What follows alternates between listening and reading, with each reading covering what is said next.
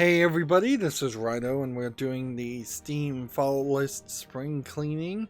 I have a extremely long list of games that are on my follow list, meaning that they're followed, and the reason for that is because every Monday, Wednesday, and Friday I play Hearthstone and talk about video game news, and more importantly, I look at every video game that comes out on Steam, and if it looks good enough that I might want to consider it being a game that I would play and cover on my YouTube channel, I usually put it on the follow list to give it a little bit of time to see if some people will review it. Unfortunately, quite often not enough people ever do get around to reviewing it, and it's now been long enough that it's time to clean up that list because it is long.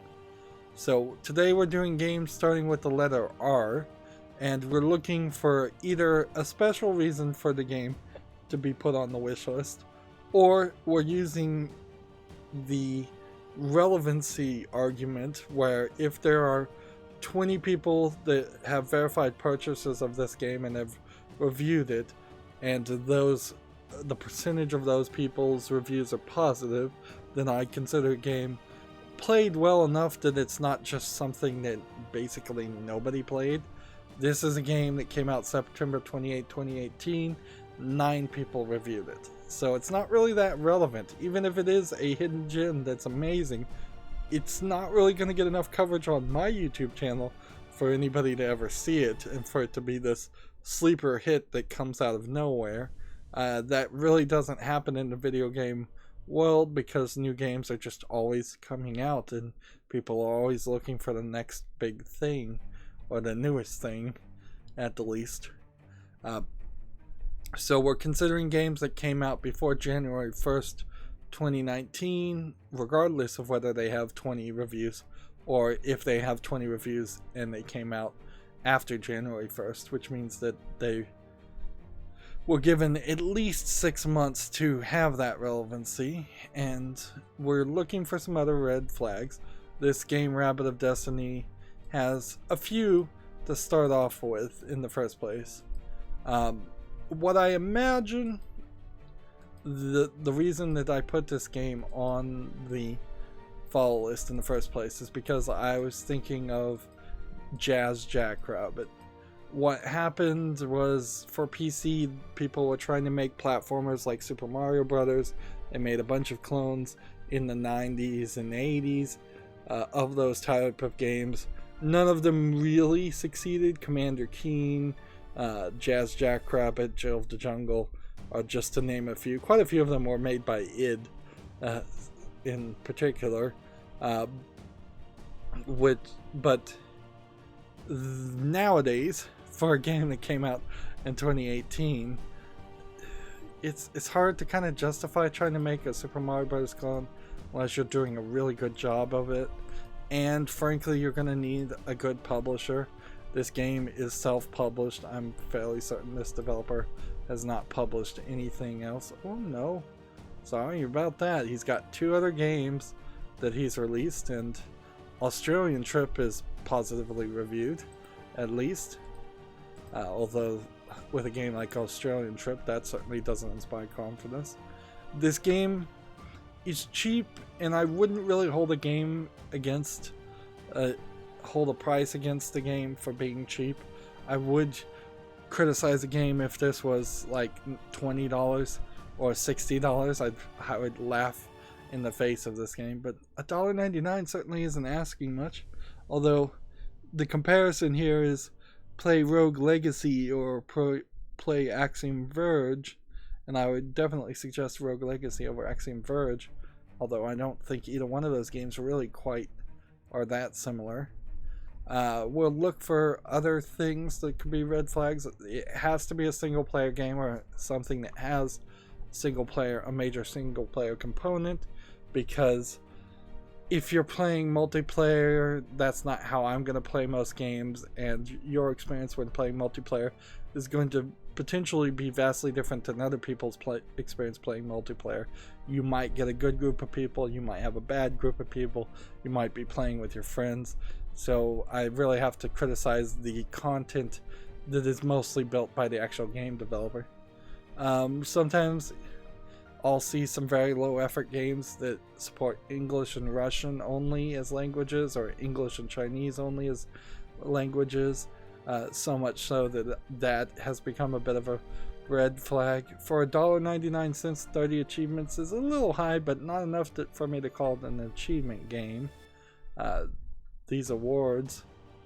But then if you look at this award, official liked my mom with great love. Like, this seems to be a pretty made up award, and I would suspect the other one is too. And if we're still trying to consider things, use 10 positive reviews and we'll look at the negative reviews. I don't find positive reviews to be that helpful. Here we have, I'm not recommended this game. That's not quite English. You have 1 millimeter to touch the spikes, you get damage. You cross and not jump to spikes equals damage. Short loop for something like music. Maybe it has story. I don't like this game at all. I couldn't get off the vibration on the controller and it was really annoying. Double jumps are limited. Seriously, this game couldn't get any worse. Don't buy this. And those are the 2 English negative reviews. And 6 negative reviews to 10 positive reviews is not a good ratio. So yeah, Rabbit of Destiny, not a game that's making it to the fall list.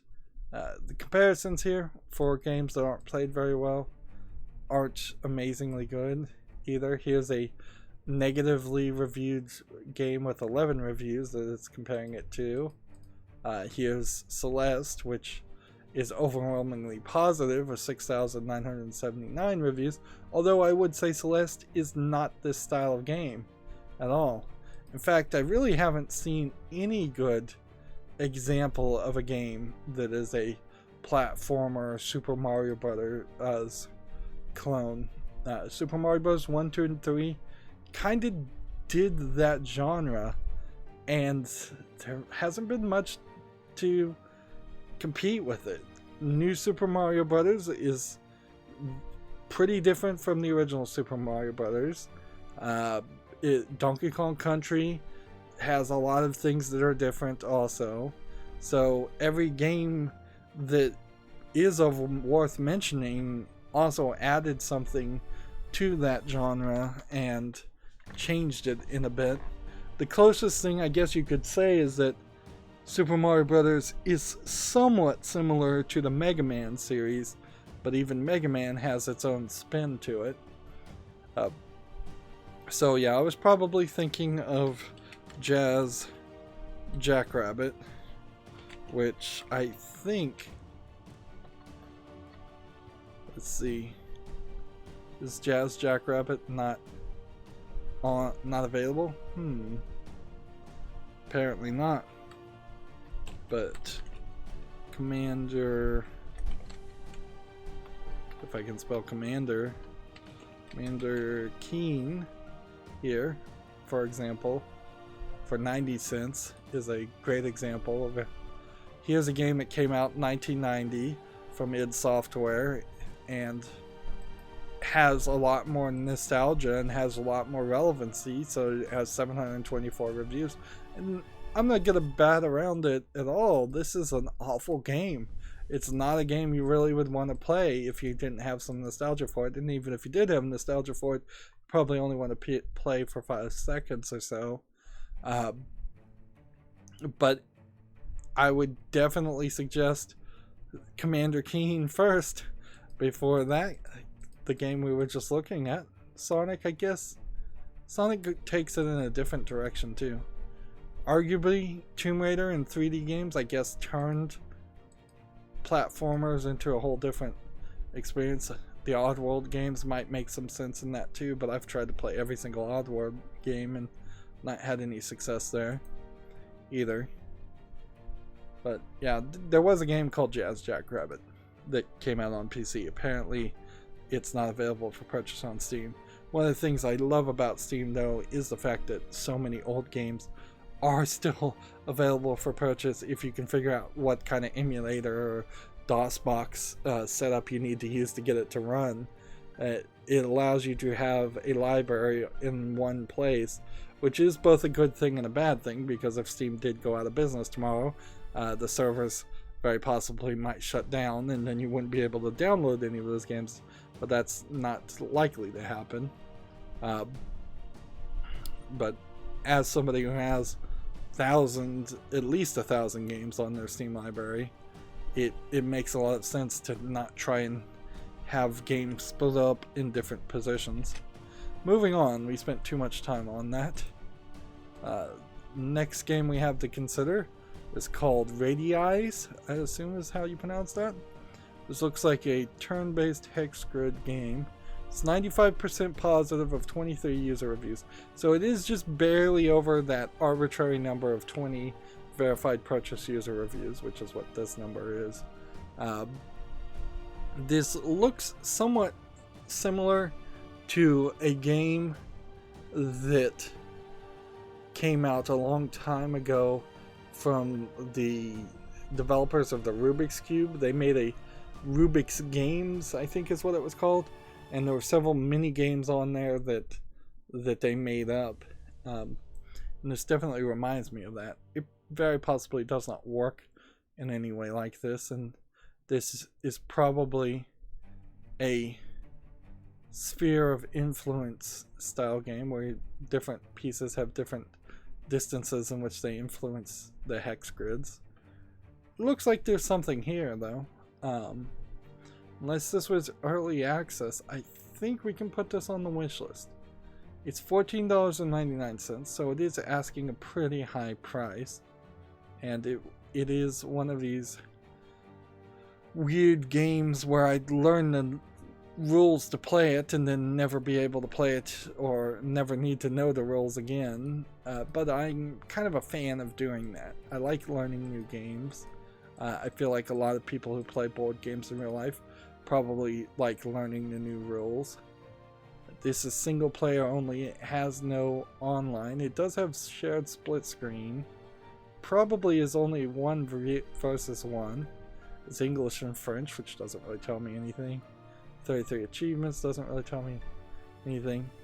20 hours of campaign mode, up to 16 players per game. That's actually very helpful bits of information to have here. Multiple difficulty, custom map support, and editor. It's kind of everything you'd want. So we could go looking for trouble at the one negative review, but I wouldn't be surprised if it's not even in English. Meanwhile, it's going to suggest to me a bunch of hex-based games, but hex-based games can mean a lot of different things, so none of them are the same, really. Yeah, none of these look particularly the same style of game. The game deleted its own executable file. Well, that's probably not a big problem, frankly. This was posted February 4th. If a game has a bad install or deletes its own file, that's not something, frankly, that it even should be able to do. Well, ignoring that one negative review because it's outweighed by mob rule, this game Rydo deserves to be on the wish list. Now, when I have to put my money where my mouth is, do I really want to spend $15 for a game like this that probably would not get me too many views? Probably not. I'd probably want it to come down to $3.50, quite frankly, maybe $5.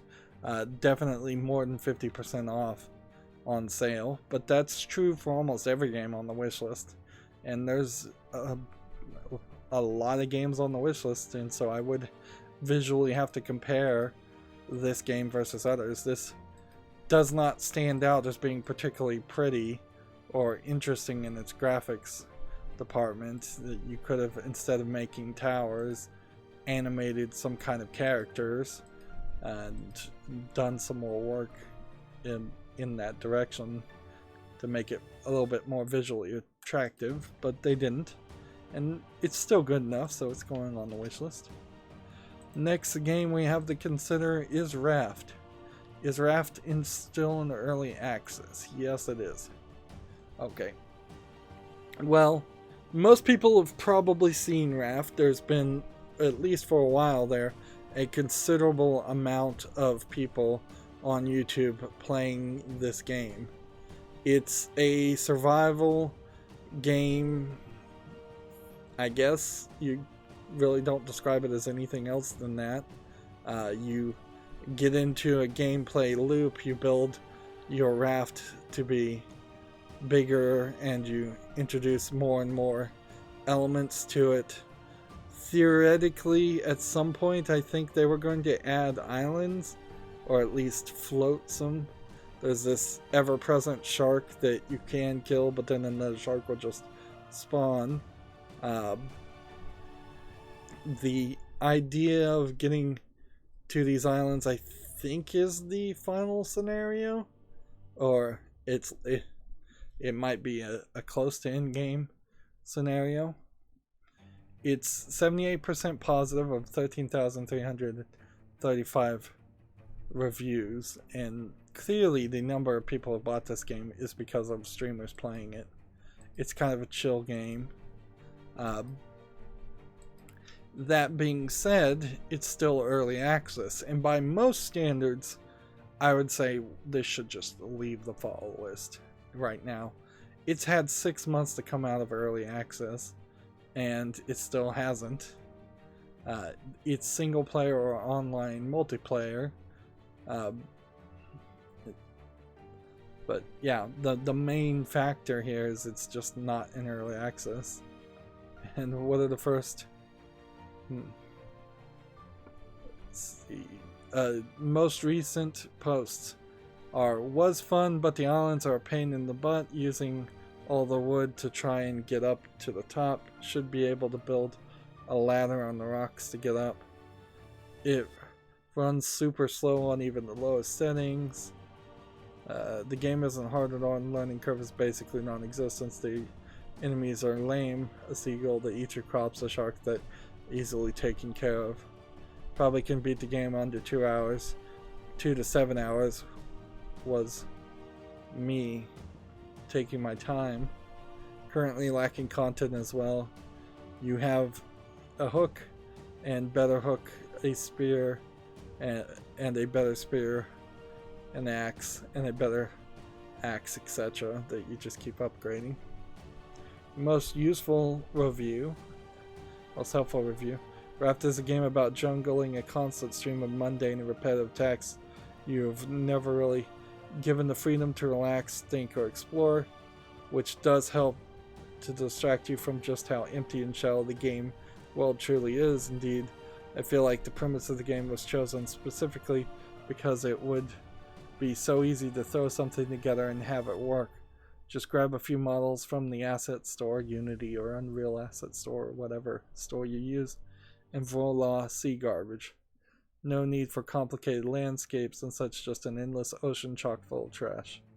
Your primary challenge includes cooking, desalinating water, planting potatoes, chasing away a demented rabid seagull, chasing away a demented rabid shark every 10 minutes like clockwork, picking up enough trash to feed your reoccurring resource costs.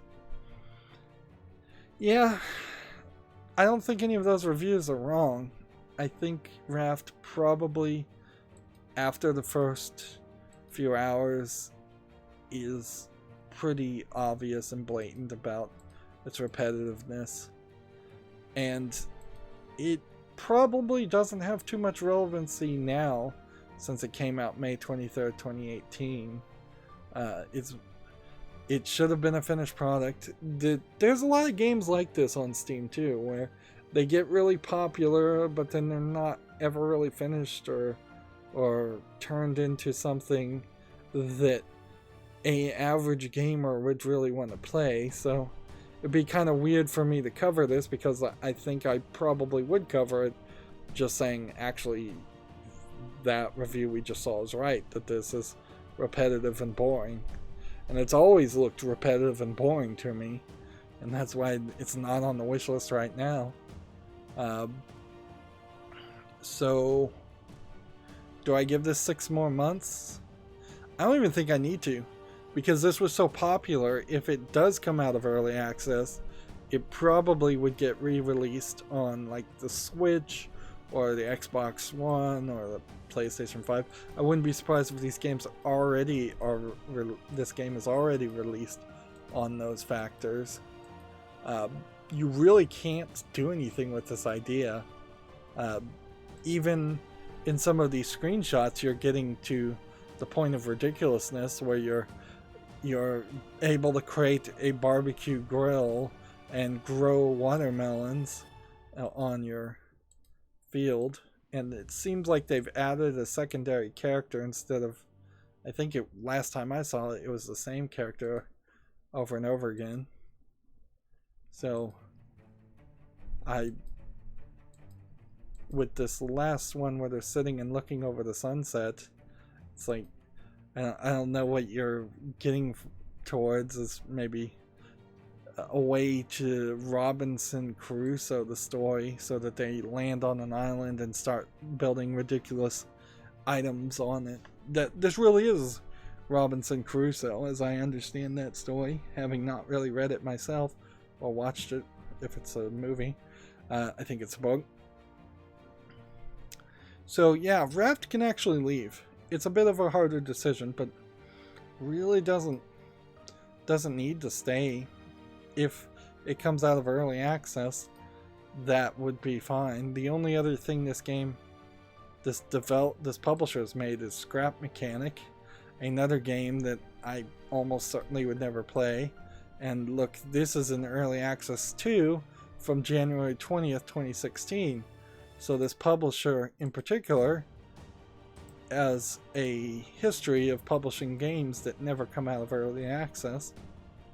So yeah, there might be a clone of Raft that comes out, and maybe if that's a finished product, there's been plenty of time. Certainly, you could have made a clone of that game and added a lot more elements. In the end, it kind of is just Minecraft all over again, and without the fact that Minecraft was the most successful game ever, it won't get enough support that people would still want to be playing it, and people just move on to the next thing people are streaming. Next game we're considering is Rage 2. Now I have Rage 1, but as best as I can tell, Rage 2 was really supposed to be Mad Max 2, but there's a legal lawsuit stopping Mad Max 2, the video game, from being made, or anything Mad Max from being made, last time I checked. So I imagine what they did was they just skinned over it and used the Rage name. There really wasn't a reason to try and bring back the Rage game series, and what they did here, from what I hear, is they didn't really do much of a great game or great service to the Rage series. You can see this is 54% positive of 4,386 reviews. So a lot of people pre-ordered this game, a lot of people played this game. It has been given its due, certainly. It's $60 unless you buy the deluxe edition for $80, but then there's also coins that you can buy, up to $35 for more coins. That's really, really greedy from Bethesda and id Software and Avalanche Studios. I'm going to blame all three of them for that. So it's probably a pretty easy decision. From what I hear, Rage 2 is just a mediocre game at best, and even if it was on sale, it's not really worth playing right now. Maybe 5 years from now, when it gets updates and some polish and maybe some DLC. In comparison, if we go to Rage 1, in the last 30 days it's 68% positive, but overall it's 74% positive. Rage, when it came out in 2011, looked very, very good. Looked kind of like a Fallout clone if it was British. Didn't quite play like a Fallout clone. But you're seeing in these screenshots none of that neon. That neon stuff is just added out of nowhere. There's not even a video here. They haven't even updated this page. I imagine there's people who were buying this game because of Rage 2 and then they're disappointed because it feels nothing like Rage 2 also. This is $9.99. I think that's much more reasonable as far as this style of game. So I wouldn't be anywhere as upset or critical of Rage 2 if it was like $20 right now, but it's brand new. It's in its first 6 months of being released. So just, yeah, look at this. This does not really connect. It's much more outdoors. It has much more car elements, which would be Mad Max. And Avalanche Studio made Mad Max along with Just Cause games. And when you look at Mad Max, Rage 2 looks a lot more like that game than Rage 1. So definitely when Rage 2 was coming out, I was considering, do I need to play Rage 1 or do I need to play Mad Max? And I didn't get around to doing either, quite frankly, and then when Rage 2 came out and got mediocre reviews, it puts me back in a position where at my leisure I could play Rage 1 at any point, and I probably do want to play it at some point, but it's not in the top 50 games I want to play. And at my leisure I want to play Mad Max, and I would say playing Mad Max is much higher on that list than playing Rage 1 is. As for Rage 2, it can leave the fall list. If they fix their stuff, if it goes on sale, I'd probably see it. I'd probably hear about it. This is a AAA game from Bethesda Softworks, so they would get the advertisement. Many would argue that it is because of the advertisement department here that this game is as badly received as it is, because they were certainly selling it like a Borderlands style game, and when it played just like a generic first person shooter in an apocalypse game, it really didn't match with the image that had been painted in people's heads before it was released. Moving on, though. I'm agonizing too much over each of these games. Next game to consider we have is called Rainswept. This looks like a point and click adventure game. It's 93% positive of 46 user reviews. So it looks like a detective game of sorts. Now, I'm not seeing anything here that really says point and click, so, and this might really be more of a almost completely scripted walking game or QuickTime event game. It's all one puzzle there, and I assume there's going to be some dialogue choices at some point, but honestly, I'm not seeing the character actually walk around or pick up items or interact with anything. Now, the fact that this is positively reviewed and it's an emotional adventure game is a good indicator, because usually anything that they try to make that's emotional is not done very well. You know, a lot of times people make games based on what they think is a really well written emotional story, and it turns out not to be. I did see a dialogue choice there. I've never heard of this developer, and they're self-publishing, so I imagine they haven't made anything else. The game's really not giving me a lot to go on as far as gameplay elements. It seems like you get near something and then you get button prompts from maybe an Xbox 360 controller interface. And you probably just walk around. Let's see if this developer has made anything else. Nope, not. They haven't. $11.99. Maybe a little expensive, but this is something that's less than a year old too. So if it seems like a reasonable price to start at, again, I'd want a game like this to go on sale before I really bought it. It doesn't have full audio, and the argument could definitely be made that all adventure games should have full audio. That argument really won't stand against reality, though. Even nowadays, a lot of developers don't have the money for that.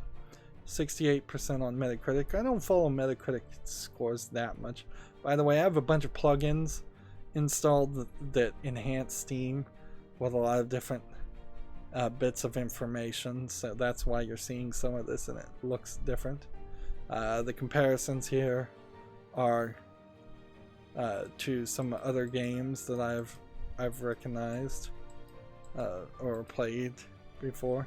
Although the Cat Lady is a horror adventure game that really doesn't probably lock into it the same way. And from what I hear, Virginia is a mixed reviewed game because it's just so boring. I think this game, Virginia in particular, was overhyped by the major mainstream video game reviewers and critics when it came out.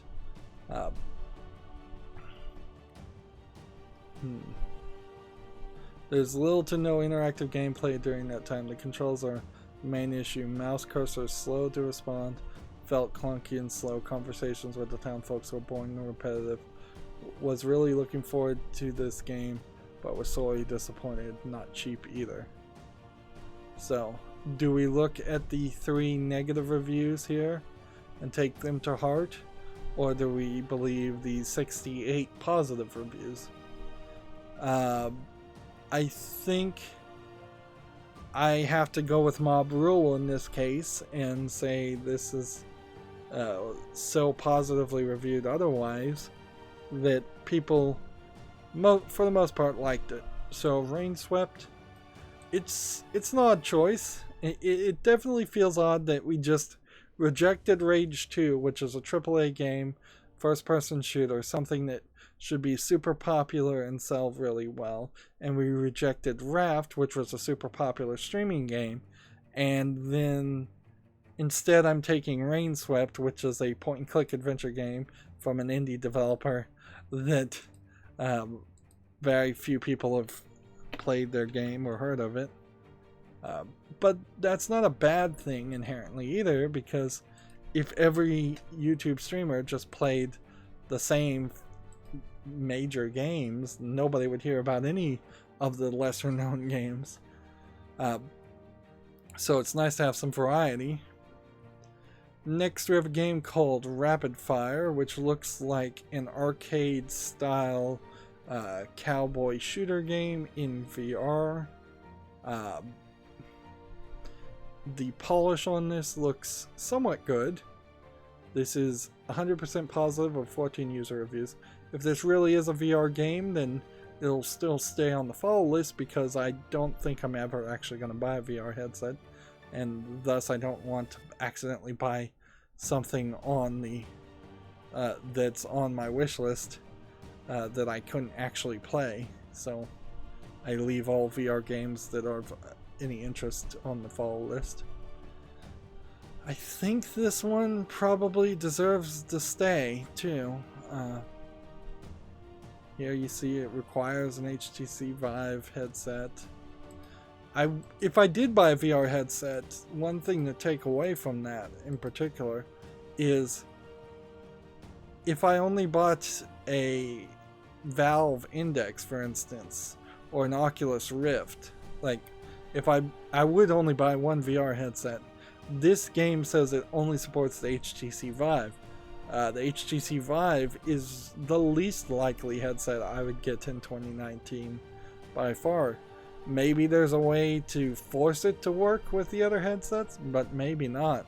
So even if I was going to take the expensive step to going into VR, I would also then have to look at everything.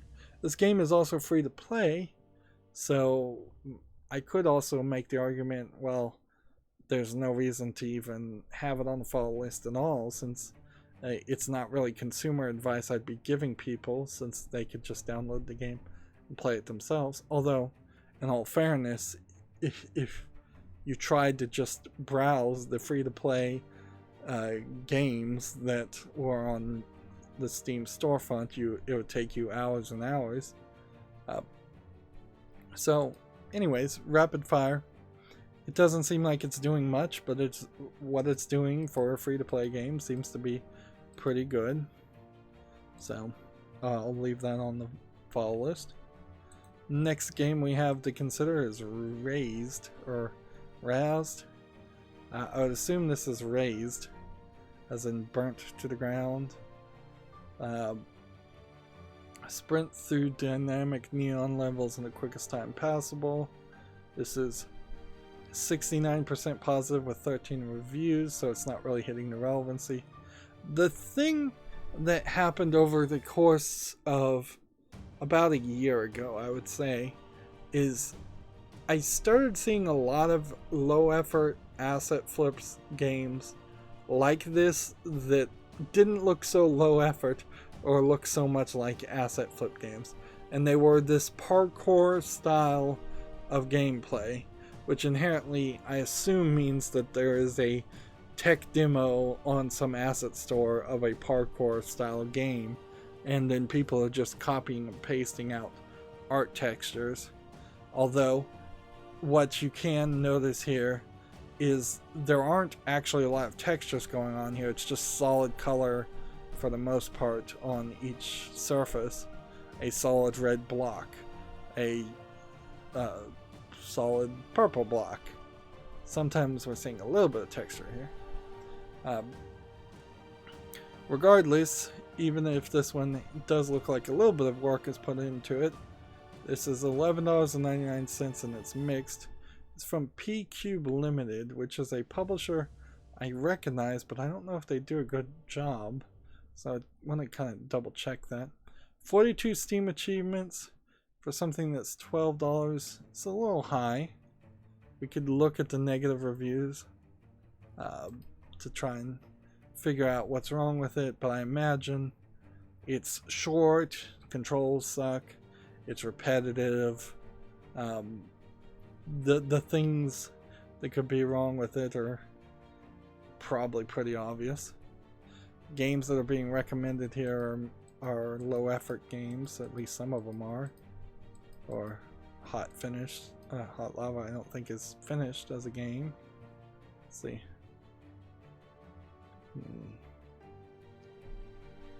I'm not even deep down in the game, but honestly at this point I don't know if I'll continue, because wow, this game has its problems. The main problem is just baked in the game. Jumping is a resource.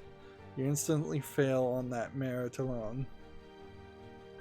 Man, movement feels crappy, and I didn't really enjoy the progression system. This person got it for free and they still don't like it. It's an unplayable Flappy Bird, but we should make it obvious we're actually sad that we couldn't think of it first, so we'll just overcompensate. Game. That's a mouthful. This P-Cube Limited. Yeah, don't they publish mostly anime games? Yeah. And they don't even particularly publish terrible anime games always. So I guess they just put this out mixed, whereas Galgun 2 is the game that came out right before that, and that was super popular. The Galgun series is an on-rail shooter where you're shooting the clothes off of anime girls. And Punchline is an anime game where you are a ghost looking at the panties of the anime girls. Yep, I knew I recognized that name. that being said, Raised is not interesting. I've seen a lot of these games, and I will give them some credit. This looks a little bit better than a lot of the other ones I've seen, but only by a little bit. And quite frankly, just looking at this game, it looks really, really unplayable. And that's true for a lot of games. There's one called Scum, I believe, SCUM, that's like a speedrunning game that just is moving so incredibly fast that it really seems like you could never get in the groove and actually play it as an average player. You'd have to be a speedrunner to even try it. It may not be called Scum. No, Scum is a different game. Jeez, I do not remember the name of that game. Scum is also a terrible game. Moving on though, Raised is not making it to the wishlist. Is this a game tag sexual content nudity? Oops, yes it is, so I'm gonna blur for a second. I don't think I told you in this recording about my blurring ability, so the screen is fuzzy.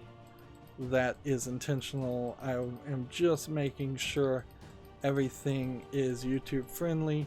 I think it is, but it didn't load up the images the first time, so I'm having to go through it twice. I think we're safe, so I'll unblur this in just a second. Alright, there we go. Unblurred. Sorry for that. So we have Record of the August War as our next game to consider. This is mostly positive, 70% positive of 44 user reviews. It's Record of the August War Marriage, so it seems like it's probably a spin-off of the Record of the August War series. Maybe it's not really necessary to play the spin-offs. I'm not sure if I'm going to play any of the Record of the series, and I'm frankly not even sure if Record of the August War is the same series as Record of the Lotus War, which is another game series of JRPGs. As for what I'm saying, this does seem like it is just a standard anime JRPG game with some more of the moe anime style in which the characters are drawn particularly short and disproportioned from anything that would be a real human. The animation does not look particularly great, so I don't know if this would really make it into the top 10.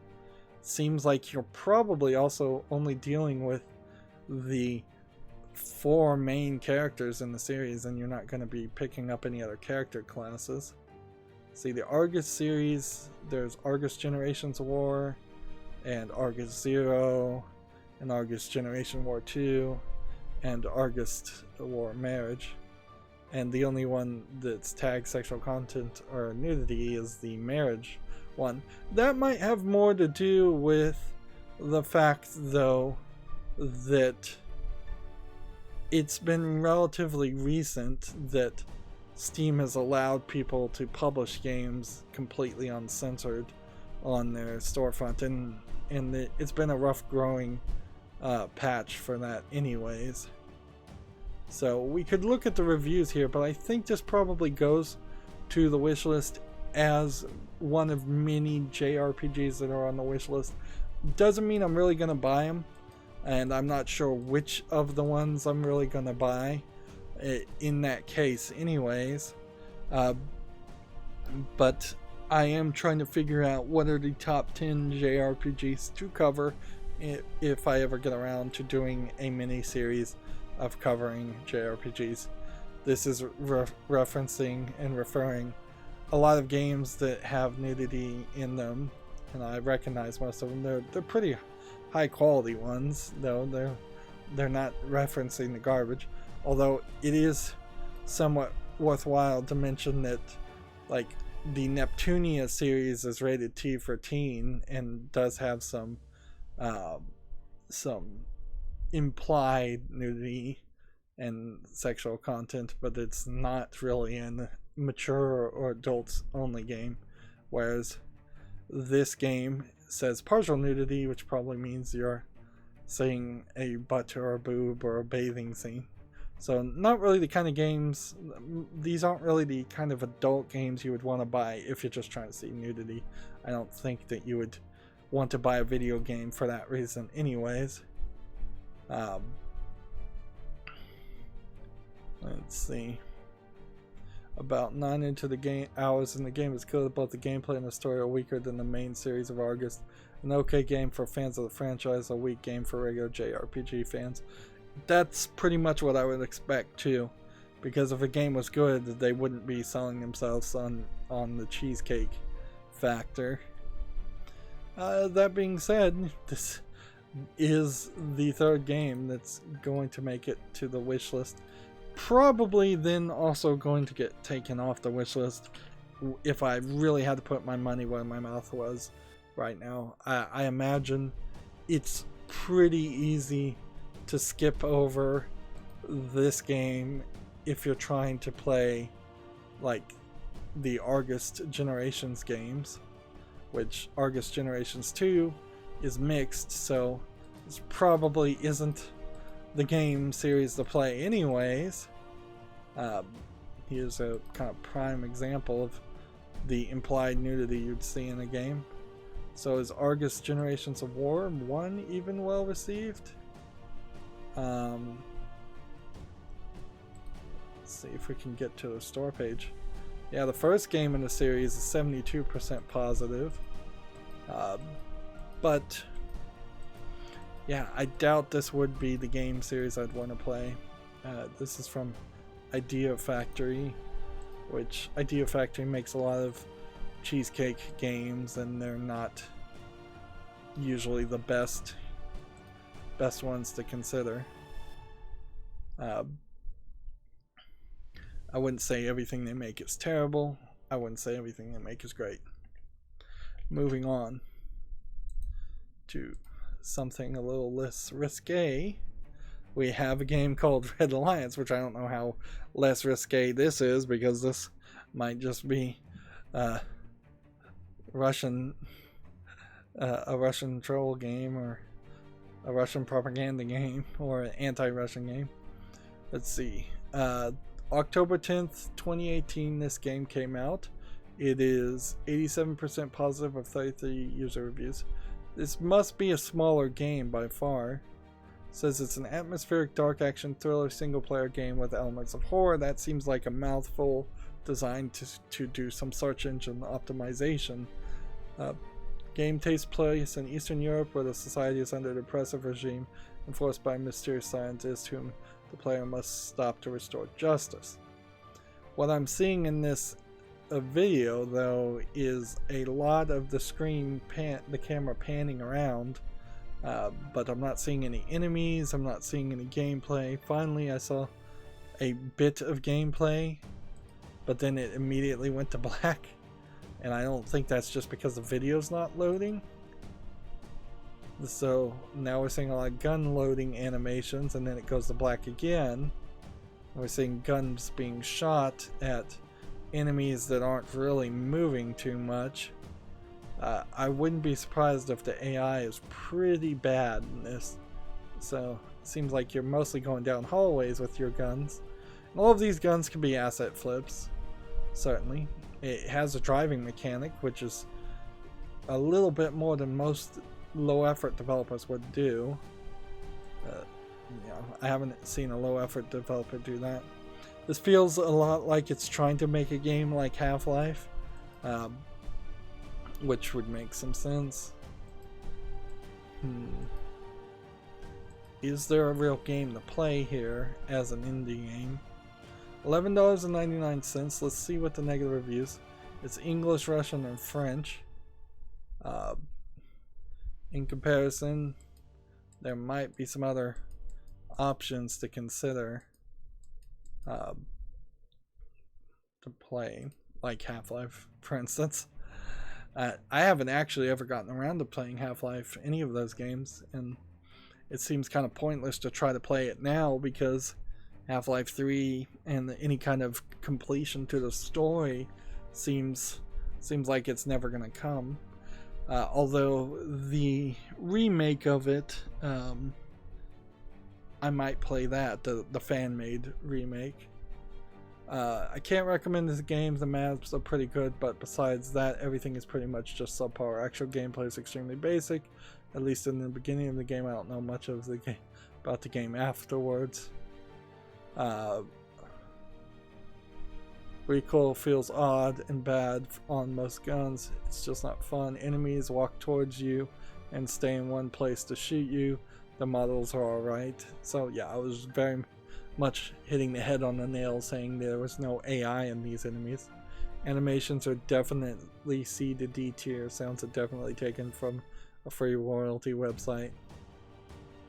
This game isn't interesting as it looks, and the animations and voices are cheaply made. The gameplay wasn't very enjoyable.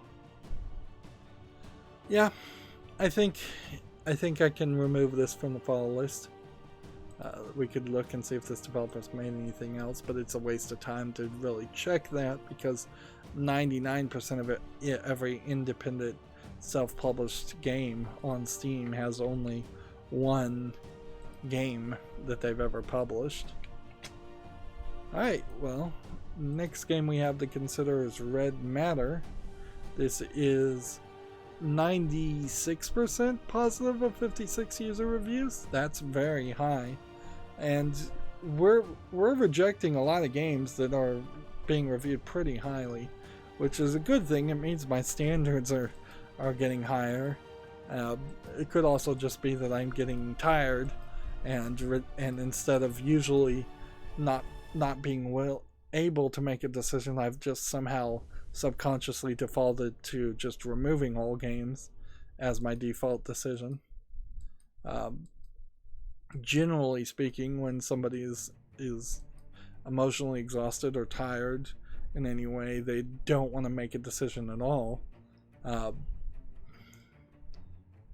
And that's probably why so many of these games are on the wish list or the fall list in the first place. A lot of these games were on the wish list, and I dumped them down to the fall list, and so really this is just me continuing down that path. Red Matter is a story-driven puzzle adventure game for VR, which immediately sounds more unique than 90% of all VR games on Steam. It seems like it's using the controllers, the knuckles that were developed by Valve to make these kind of claw devices that you use inside the game, which is a intelligence way to integrate the knuckle controllers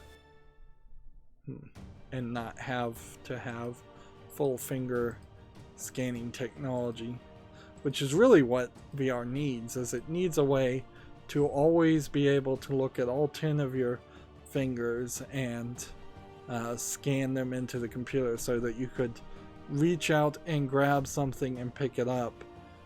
Now, of course, you would never really get any force feedback that way unless there was something like a balloon that inflated in your fist to give you a certain amount of pressure. But yeah, finger scanning would solve a lot of the controller problems, but then it would also add a lot of controller problems too, because people are used to just using a controller to play games, and grabbing things can only get you so far in video games. Let's see, we could look at the negative reviews here. There's only one. Free locomotion is terrible for the Vive. It is pressed to move only at a single speed. The fact eclipses everything else, since this kind of game necessitates free locomotion for those who prefer it. That seems like a complaint about the Vive more than anything else. And they're comparing this game to the Talos Principle in VR. I played the Talos Principle not in VR and liked it. I suppose if I were to get VR, I would put the Talos Principle. I would probably want to get it in VR, although I would also like to get it for free.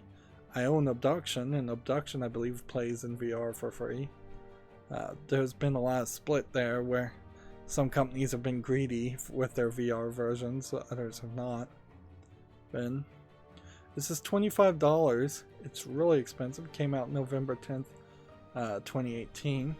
But I think Mob Rule says that this is actually very well received, and so this should stay on the fall list because all VR games are staying on the fall list.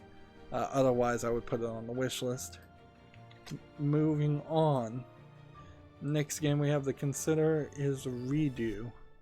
A game about a girl trying to find another human in a dystopian world overrun by biomachines. This is 95% positive of 22 reviews. It's still early access. This came out February 11th, 2019. So I haven't given this a full 6 months to come out of early access. And I do like the way this kind of looks. So I want to give this game a little bit more of a chance. I really shouldn't be considering it anyways. That being said, we're seeing updates. Progress. It says they're around 70% done. So if this developer can actually finish their product, I think this might be a keeper. It might be something I'd be willing to play. As of right now, though, it's not something I need to consider because I'll give it a full 6 months to consider it to finish the product. That being said, it is also pretty generous what I'm doing.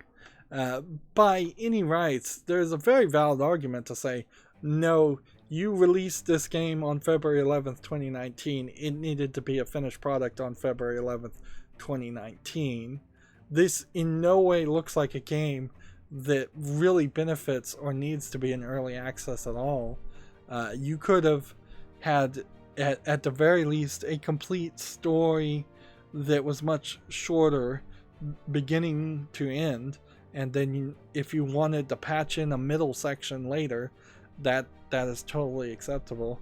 But the gameplay mechanics, the general ideas should have been done. If you wanted to add more weapons or add more skins in a patch later, that's fine too. We have seen quite a few indie developers that were very gracious in what they did, and they would add major patches, major updates to their games after they had been sold for a year, or they'll come out like on a year anniversary or 2-year anniversary and add content. That's the way to do it. Don't tell me the game is 70% done but you still want $10, because it's just not acceptable in any other way of doing things. Inherently, if early access was something that should be in video games, there should be a bonding system. And by bonding, I mean some company agrees to pay an insurance policy if the game is not out of early access at a certain point. So if Valve and Steam bonded all early access games and said, if this game isn't out of early access in 6 months, we're going to remove it from our storefront and refund everybody who bought it, that would be a way of ensuring that it is not the consumer and the game player that eats the loss when there is a developer that fails to finish their projects in a timely manner. Of course, nothing like that really exists, unfortunately, and probably never would. Actually, I did the wrong thing. I need to come back here and close this tab. There we go. Next game we have to consider is Red Drum, which is Murder Backwards, Time Lies. I probably had this on the fall list because of the weirdness of this. This looks like it is definitely a crazy game with crazy imagery. That being said, I think it falls out of any kind of relevancy. It came out November 7th, 2018. The good news is it isn't in early access. but there's another game called Redrum Dead Diary. This whole game seems to be just a collection of crazy imagery, which I think this is the reason why I picked it, is I was like, oh yeah, let's see how crazy could be. That being said, I bet if we look at the reviews, this is probably about 5 minutes long as a point and click adventure game. It's probably not that good. Let's see. Cartoonish with a lot of words, not an atmospheric hidden object game at all. It looked kind of like a hidden object game, but I wasn't really thinking that it was. That's the one negative review. Not represented accurately by the picture in the game description. Nothing like the other Redrum, not even full screen.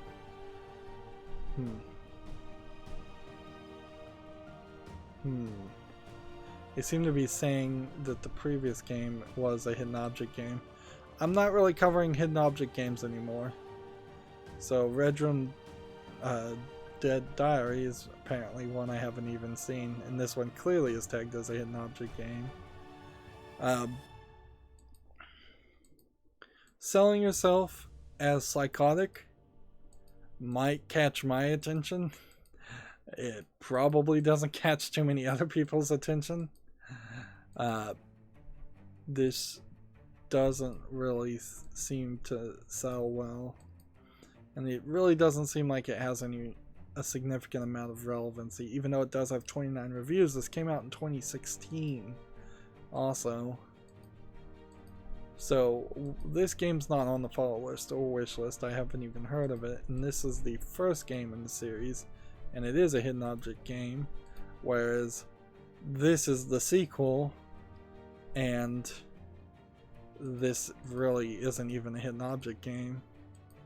It's just a hidden object game missing the hidden object elements.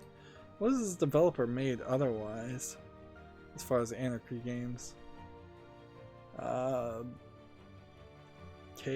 Commandos, Zombie Apocalypse, which is mostly negative, Hide Secret.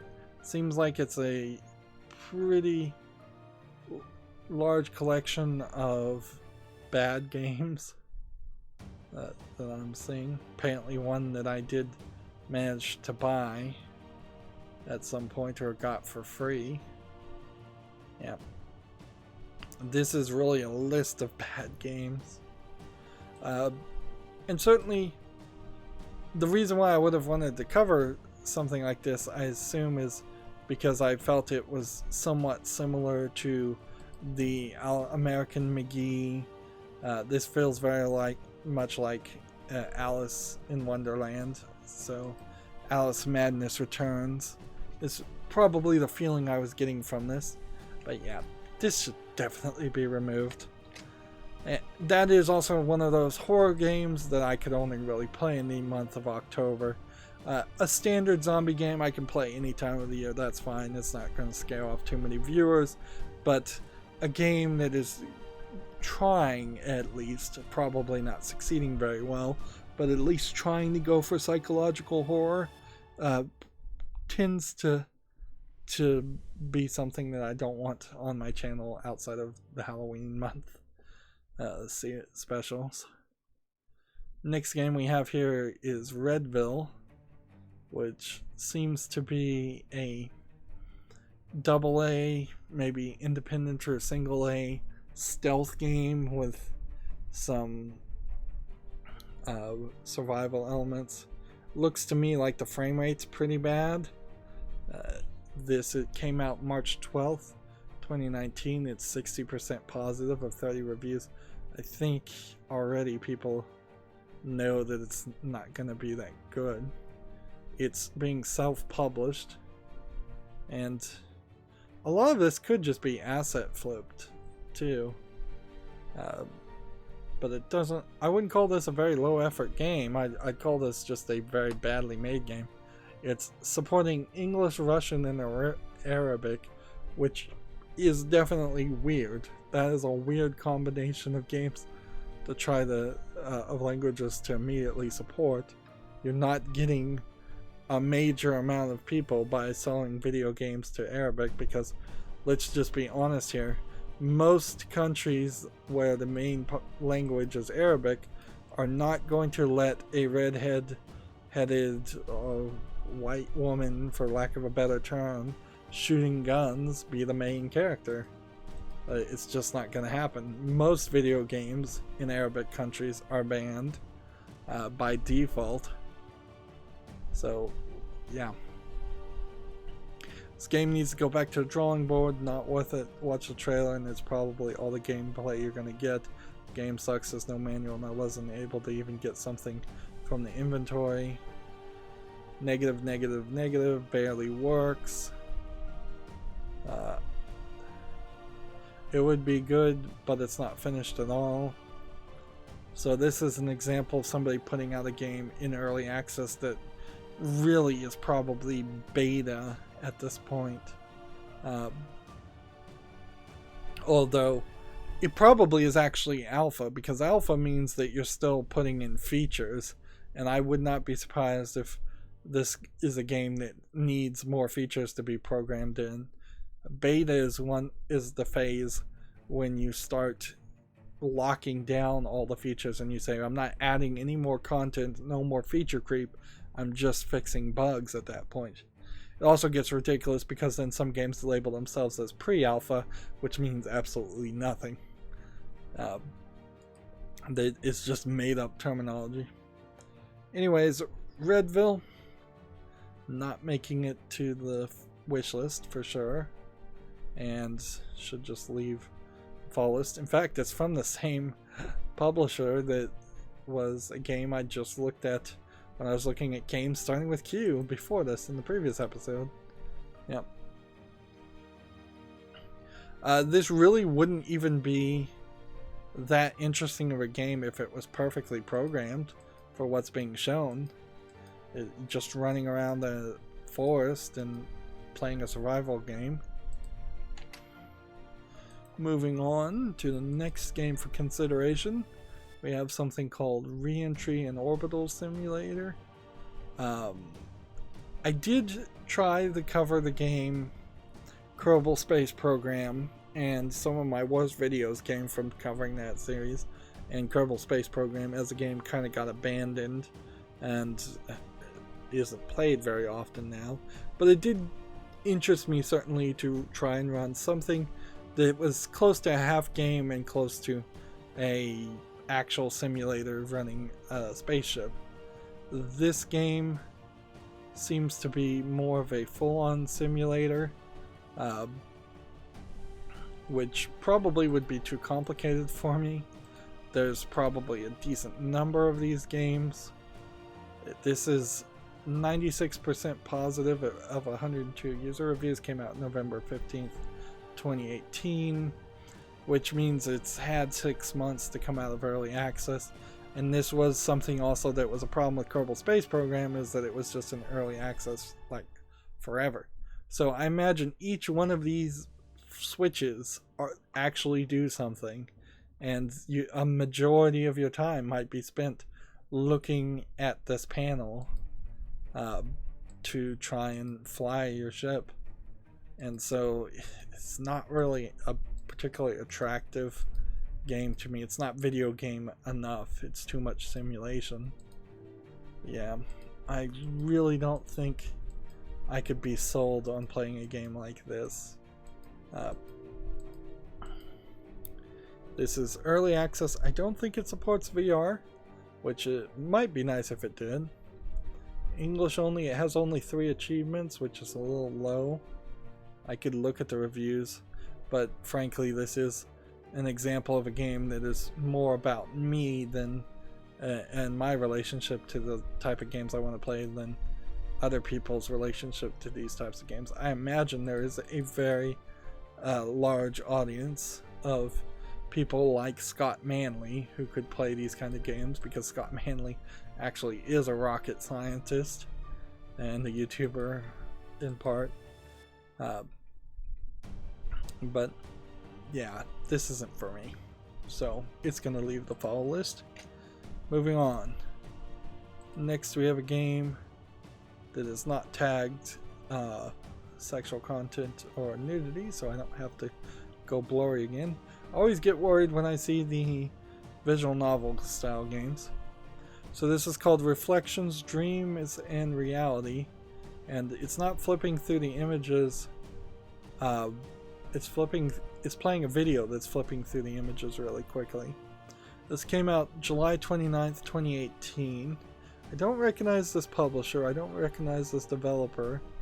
It says it's a visual novel about a girl who wishes to escape her fate, and those who follow closely behind her. Features both girl on boy and girl on girl routes, which I think pretty much would boil down to maybe you could date these two girls or these two guys, but then that limits you to having to pick on these characters. I don't particularly like the animation style here.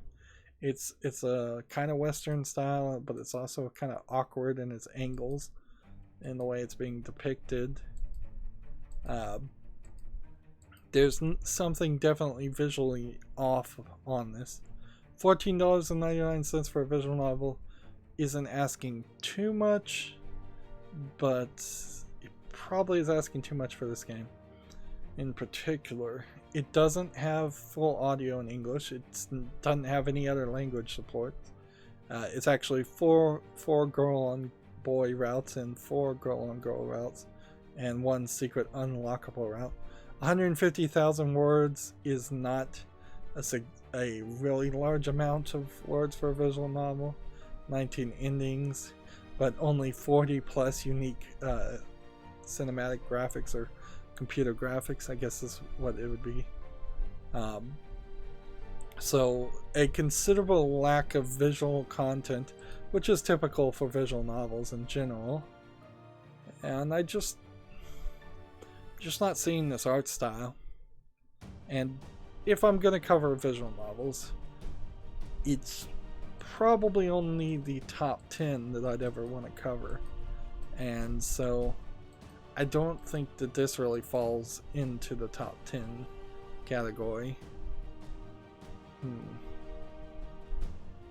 There's a negative review for somebody who got the game for free versus 3 positive reviews. Yeah. I don't think I need to review the reviews though. Yeah. This is just not the top 10. By the way, this is tagged Otome, which means young maiden's story in Japanese. So it's supposedly targeted to young girls, teenage girls, as far as a visual novel. I'm not sure I fully buy that when I see that tag. Half the time I don't think half the people know what it means. And I think half the time people think it means Yuri, which means girl on girl, action, lesbian. But yeah, that's not what Otome means. So, Reflections, not making it to the wish list. There are a few adult games that have made it to the wish list, but I'm not sure I'd ever actually buy them, and I have no way to really cover them on YouTube as far as I've figured out so far. So it's really just a matter of I want to support the industry more than anything else if it's particularly a good product. Next game we have is called Relaxicon, which seems like a word jumble game, but it also seems like the letters move by themselves. And it's an interesting game because it seems to have an entire dictionary in it that tells you what the word you just spelled is. But almost certainly if you know the word, you probably have a general idea of what it works, what it is.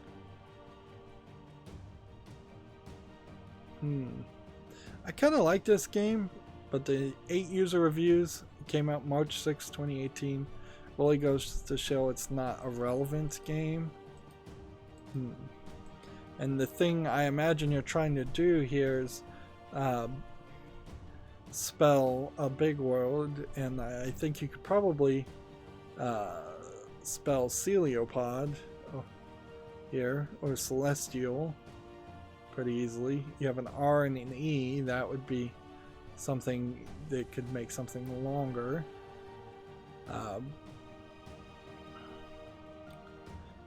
This is $4.99, which is kind of expensive.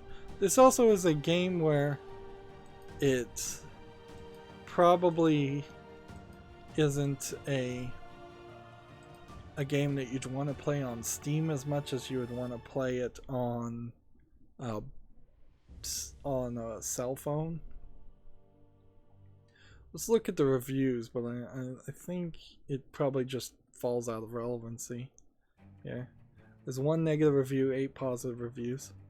I tried to play, I think, this game and didn't get very far in it.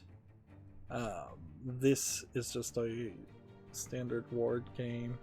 There's a lot of very low effort games. Trivia Fault, as an example, that flooded the Steam's storefront.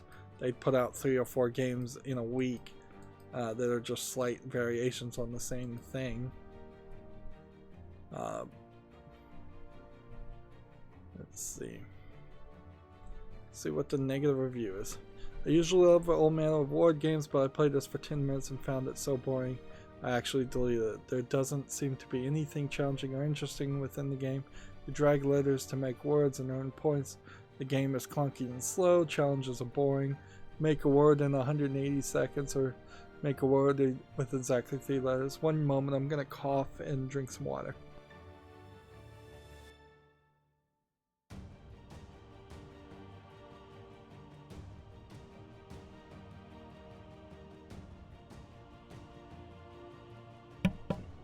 Okay, I'm back. Sorry about that. You got lucky you didn't hear any of that. I'm talking way too much. I'm not walking enough for sure, but I'm talking way too much. Yeah. I think that review hit it on the nail. Hit the nail on the head. Relaxicon is selling itself as a relaxing game because it's not really much of a game. This feels like something you could have free instead of $5 with ad support on a mobile phone, and this is an idea that feels like you could steal very, very easily.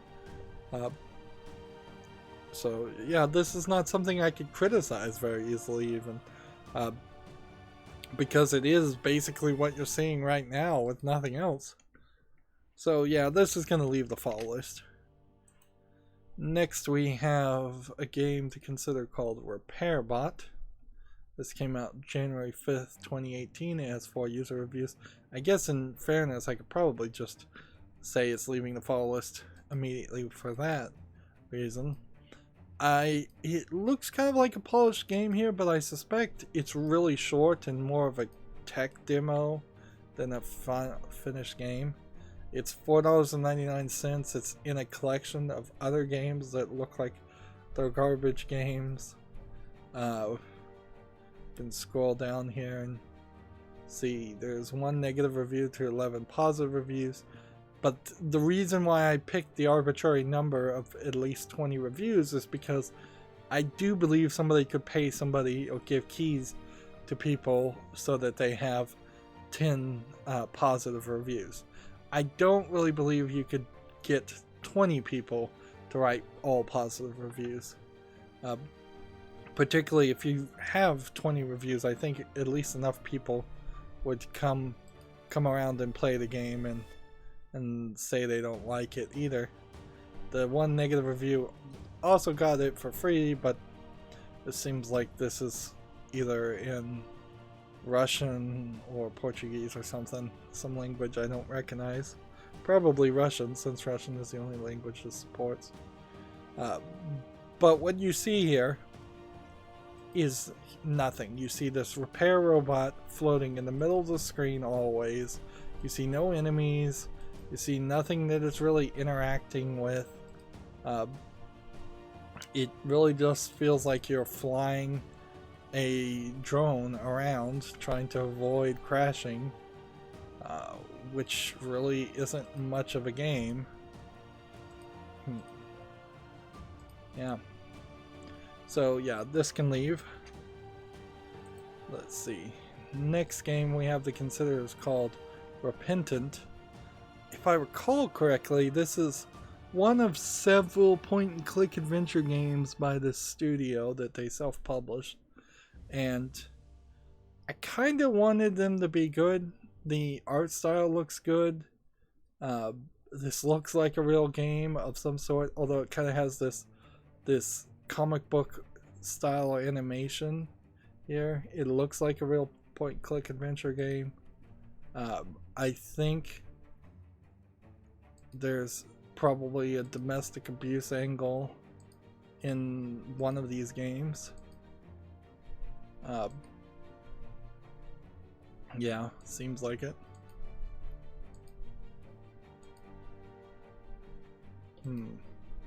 Maybe there's a twist in the story. Feels like there might be a twist in the story too.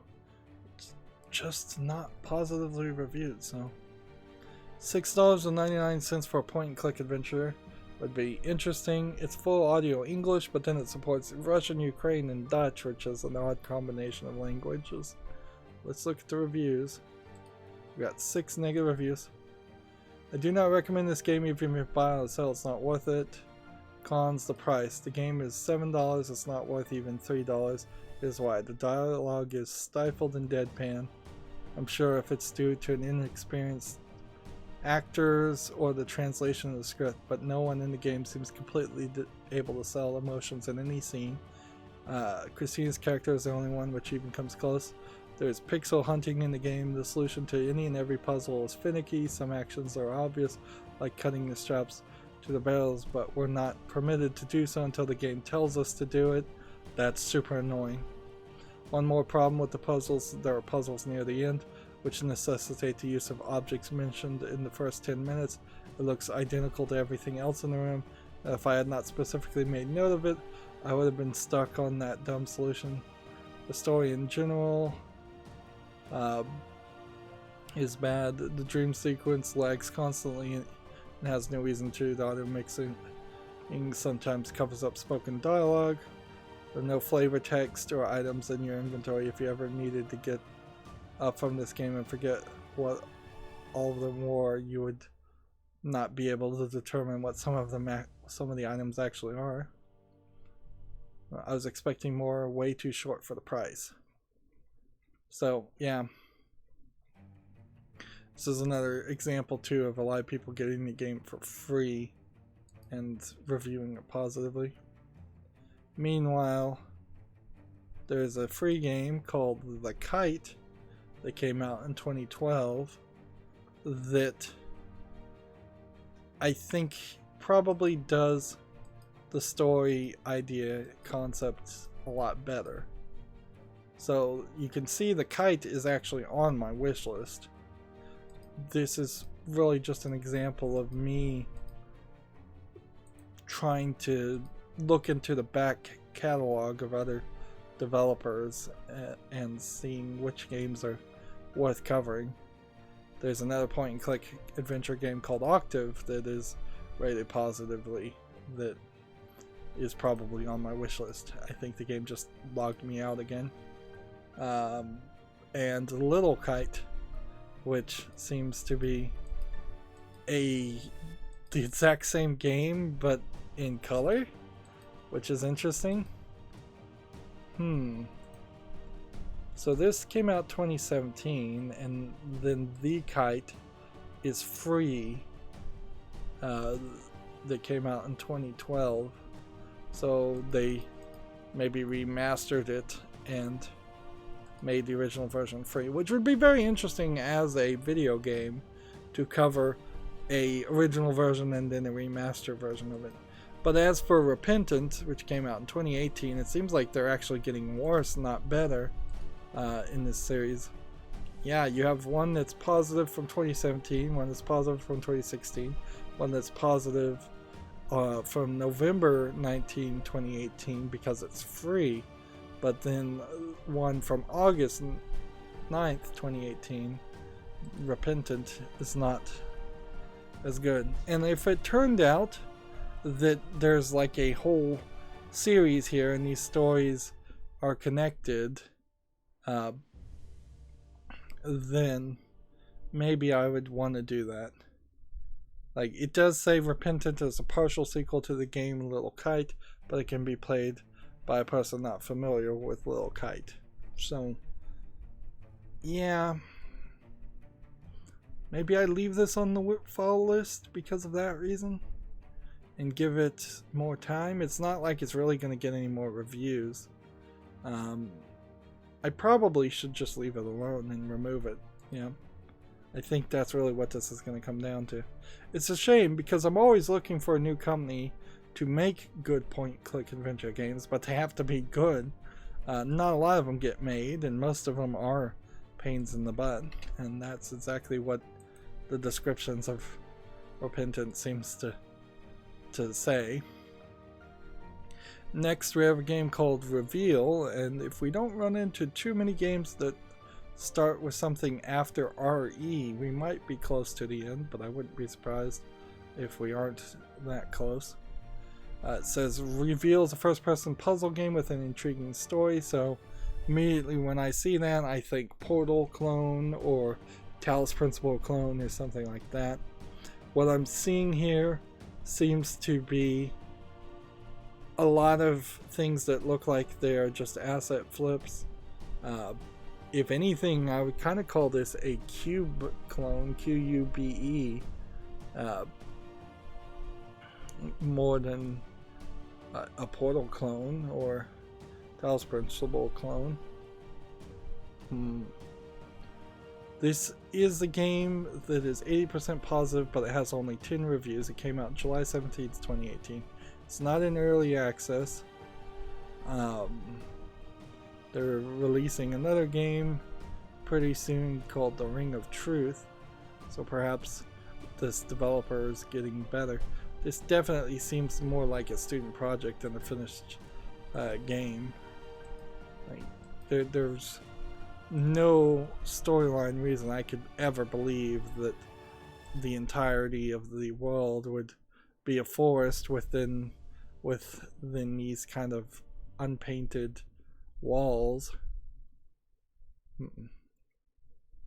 Yeah, it would be so easy to have bought just a wall texture, just a few wall textures to replace this, something that looked like brick or stone.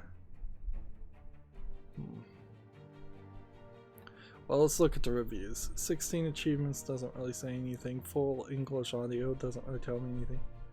Let's see. We have, this game has such great potential with its mechanics, but sadly it delivers very poorly. All the game really needs to be worth the money is to trim it up.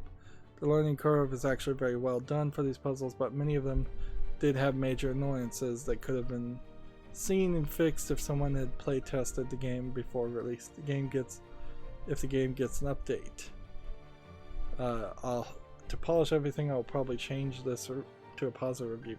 You see a lot of people say they were willing to change their review. I'm not even sure you can do that.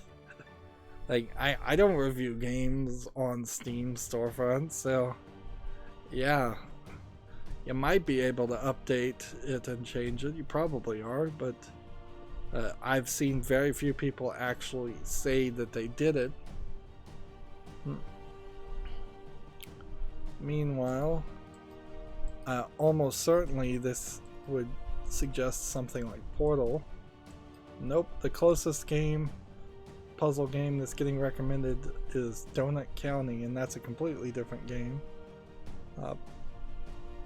Apparently all the other negative reviews are not in English, the other two. So I'm a little iffy on this. Am I so desperate to play a Portal clone that I'd be willing to play this, even though it's not really relevant? Or should I use some common sense and, even though it's $6, say it's just not relevant? looking at what else this developer has put out, there's a game here that doesn't have enough reviews, there's a game here that doesn't have enough reviews, and then there's a game here that isn't even out yet. And I will, I suppose, applaud this game for making an effort to actually buy some assets and some textures. That's what the previous game should have looked like. That being said, I think this is not the same kind of game. This looks more like a walking around game, and it still doesn't look particularly very polished. So yeah, I think reveal should be removed. It's just out of a desperate hope that this game is something that it clearly isn't, that I would put this on the wish list. So let's move on. Next game we have on Steam to consider. They're all on Steam. I usually say on Monday, Wednesday, and Friday next we have a game to look at on Steam, because I'm sometimes talking about video game news on other websites. It makes more sense then. We have this game, Revinta. I think I looked at this game relatively recently. Came out August 14th, 2018. This, I think, is maybe a Chinese game that is sort of in the Oni Chambra series, which is a game where a girl has a sword and she hacks up a bunch of zombies. One thing I would say is this is much more fast-paced than I think Oni Chambra would play, and might even be a little bit influenced by Nier Automata, although Nier Automata is too varied a game to compare it to. I don't think that there's a lot here though, and I think there might even be a sequel to this that's even worse, that's not positively reviewed. This is 86% of 44 user reviews, but it's still early access. It came out August 14th, 2018. It's $4, which is not a lot. It's English only as the language, so I'm not sure exactly where I thought it was a Chinese game. And while what is being shown is slightly interesting, the skins here are not that interesting. There really isn't a game there. Let's see. 7 negative reviews. Let's see what they have to say. This probably is closer to a tech demo game than an actual game worth covering and playing, which is a shame, because you don't have a lot of fast-paced samurai sword swinging games. No control support, painful parkour. I gave up. This was December 31st, 2018. This is a review of build on 9/3/2018, I assume, or maybe the 3rd month of the 9th day, depending on how you do that. Let's see. This is one of those long reviews where you have to skim. Go down to the bottom paragraph. I'm not going to sit here and say the game doesn't have potential. It does, but even with $4 price tag, I think this needs to be a bit more time in the oven. There's really not much to review here, but what is there has been done better before by others. It's an ambitious project and be interested to see it succeed. Now, this is still in early access. I think at this point it's been given its entire time to bake. Doesn't have a sequel, so I must be thinking of a completely different game. Yeah, I don't see how I could give this 6 more months though. All it has is a fancy sequence, and by the time 6 months happens, there's a decent chance that you would see a better game that steals all these ideas and does them better. Like Nier Automata really is the choice here. If you were going to play anything, play Nier Automata, which is 82% positive of 32,512 reviews, and you're gonna get way more polish, way more variety in your gameplay, and you will definitely have sequences where you're playing as the main character with her sword fighting things. Let's see if we can find a good sequence to highlight that. I imagine one of these videos would show that, but not sure which one would. Yeah, so here's a good example. Arguably, too, the game Code Vein. I guess Code Vein is not out yet, so it's not on Steam. Wow. Code Vein would be another game to consider as a sword game to play. God Hand, yeah, God Eater is another one. God Eater 3 or God Eater 2, another sword anime style game to consider playing. There's really a lot of big AAA games from Japan to consider instead of this, which is just kind of a generic concept, and that's kind of it. So yeah, this is gonna leave the fall list. Let's move on. Next we have a game called Rinard. Says it's a mixture of procedurally generated RPG and tower defense genre with roguelike elements. So you have like 3 different tags there: RPG, tower defense, and roguelike. It's been influenced by classics such as Legend of Zelda and The Binding of Isaac, which frankly The Legend of Zelda and The Binding of Isaac don't have a ton to do with each other, so that's a little bit weird. From what I'm seeing, it seems like it mostly is a Binding of Isaac style clone, and while I would like to see a good Binding of Isaac style clone, I doubt it's likely to happen since Binding of Isaac is such a good game. The one clone that would probably succeed with Binding of Isaac is if you just modded that game to not have religious iconography, so more people would feel free to play it without being offended or offending others who are looking over their shoulders. I don't see anything particularly interesting here. This is $80. No, 89% positive of 19 user reviews, so it's only one review below the arbitrary 20 reviews. That being said, it came out November 21st, 2018, and it's $8.99. Although it does seem like as late as March they were still putting out patches for it. See if we could dig a little bit deeper with the 2 negative reviews. I know it might have been great. The game was way too difficult. Frustrating lack of clarity in how the game works. Apparently you can use weapons at the blacksmith, but I don't know how. Meanwhile, if you were going to play a game like this, Moonlighter is getting suggested, and I think that probably is a better choice. Let's see, Crypto the Necrodancer is kind of a similar game to consider. There's several other games that might be interesting. This Soulblight might, well, that's mixed reviewed.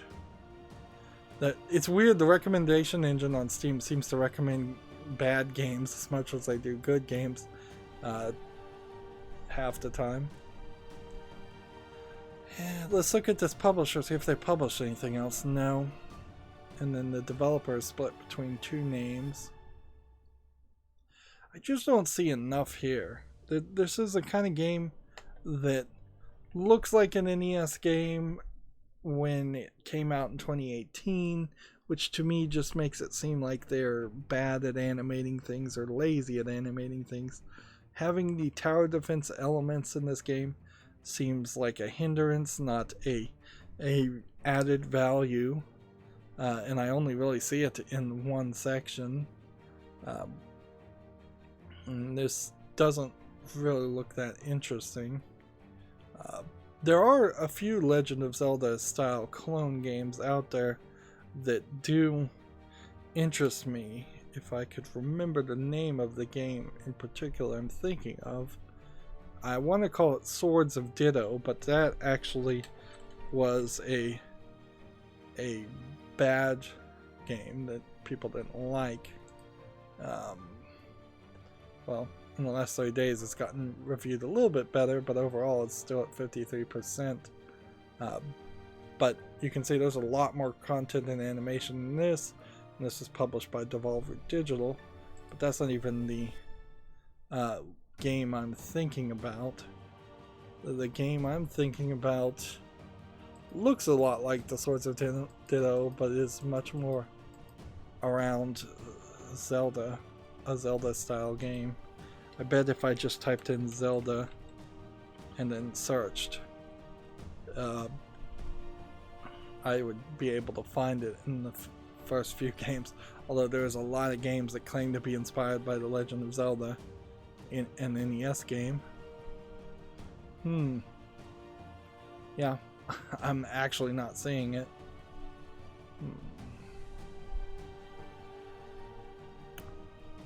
Yeah, so many games either name their character Zelda, or here it is, It'll Do 1 and It'll Do 2, its sequel, are heavily inspired by the Legend of Zelda game and plays pretty well. Very positively received. I own the first game and I've covered the first game. I may not own the second game, and that might be on my wish list. Let's see, It'll Do 2 in comparison, also very positive, and another Legend of Zelda style game, although it does have its own little twist, and if you are just trying to find something that is an exact Zelda style game clone, you really never run into it on Steam, unfortunately, and that leaves you to either play the old Zelda games on an emulator on PC, or just play Zelda games on their original Nintendo consoles. The number one thing that would make PC gaming amazingly awesome is if Nintendo games came to PC, but that's almost certainly never going to happen, and even if it did happen, Nintendo of Japan would never let me stream them, so that'd be awesome for most people, but it wouldn't be awesome for streamers. Moving on. We're spending probably way too much time here. Next game we have on Steam for consideration is called Rydo. Interesting, when I reloaded it, it changed the review. But this is 68% positive of 164 reviews. A lot of people have played this. I believe this was briefly covered by at least Giant Bomb, and it was maybe streamed by a few streamers too. I think the idea is kind of an interesting idea, where you're a cop going into an area and trying to clean out the area that's occupied by drug dealers. I think the concept is good, but the actual game, I think if this is the game I'm thinking of, is really just a asset flip, simplistic first-person shooter with some generic rooms. Seems to have online co-op and local co-op. Let's see what the reviews say that people are unhappy about. Let's see, don't get it. Gets really repetitive really quickly. Within 2 levels for me. Got bored. Never want to play the game ever again. What you see in the trailers is what you get, but with a large amount of BS. The main campaign is a randomly generated set of randomly generated missions, or randomly generated level layouts with randomly generated placed objects, enemies, and pickups, which makes up which made of close quarter combat of mostly tight spaces with enemies that have the reflexes and the speed of a squirrel on a Red Bull. So yeah, this is maybe not what you would call a low effort game, but maybe a medium effort game. There's a lot of asset flips here. Clearly this door was not placed by an artist's hands and connected into that wall. It was just procedurally placed or randomly done, procedurally or randomly generated. Procedurally generated, probably, not actual randomness. Otherwise it would be too weird. But yeah, when it boils down to, is this an actual game that you actually want to play? No, not for $20. If this was a free demo to something a lot bigger, maybe, but yeah, you can't just randomize everything. So, moving on to the next game to consider, that's leaving the fall list. In fact, most of the games we've seen so far have left the fall list. We only have 3 that are actually making it to the wish list. We have a game called Riddle Lord the Consequence, which looks like a puzzle game of some sort. I'm hoping it's not a hidden object game. I'm hoping it's something like the game The Room. Even at that, though, it's only 60% positive. And in all fairness, I would say even The Room and The Room 2 is not particularly a great game. This looks a lot like The Room, though, where you have a object that has a bunch of puzzles around it that you have to interact with. If anything, I would say this possibly changes up that concept better than The Room does. This is $5.99, 12 achievements. Here they're comparing it to The Room, which is overwhelmingly positive with 10,000 reviews. I don't really think it should be overwhelmingly positive, quite frankly.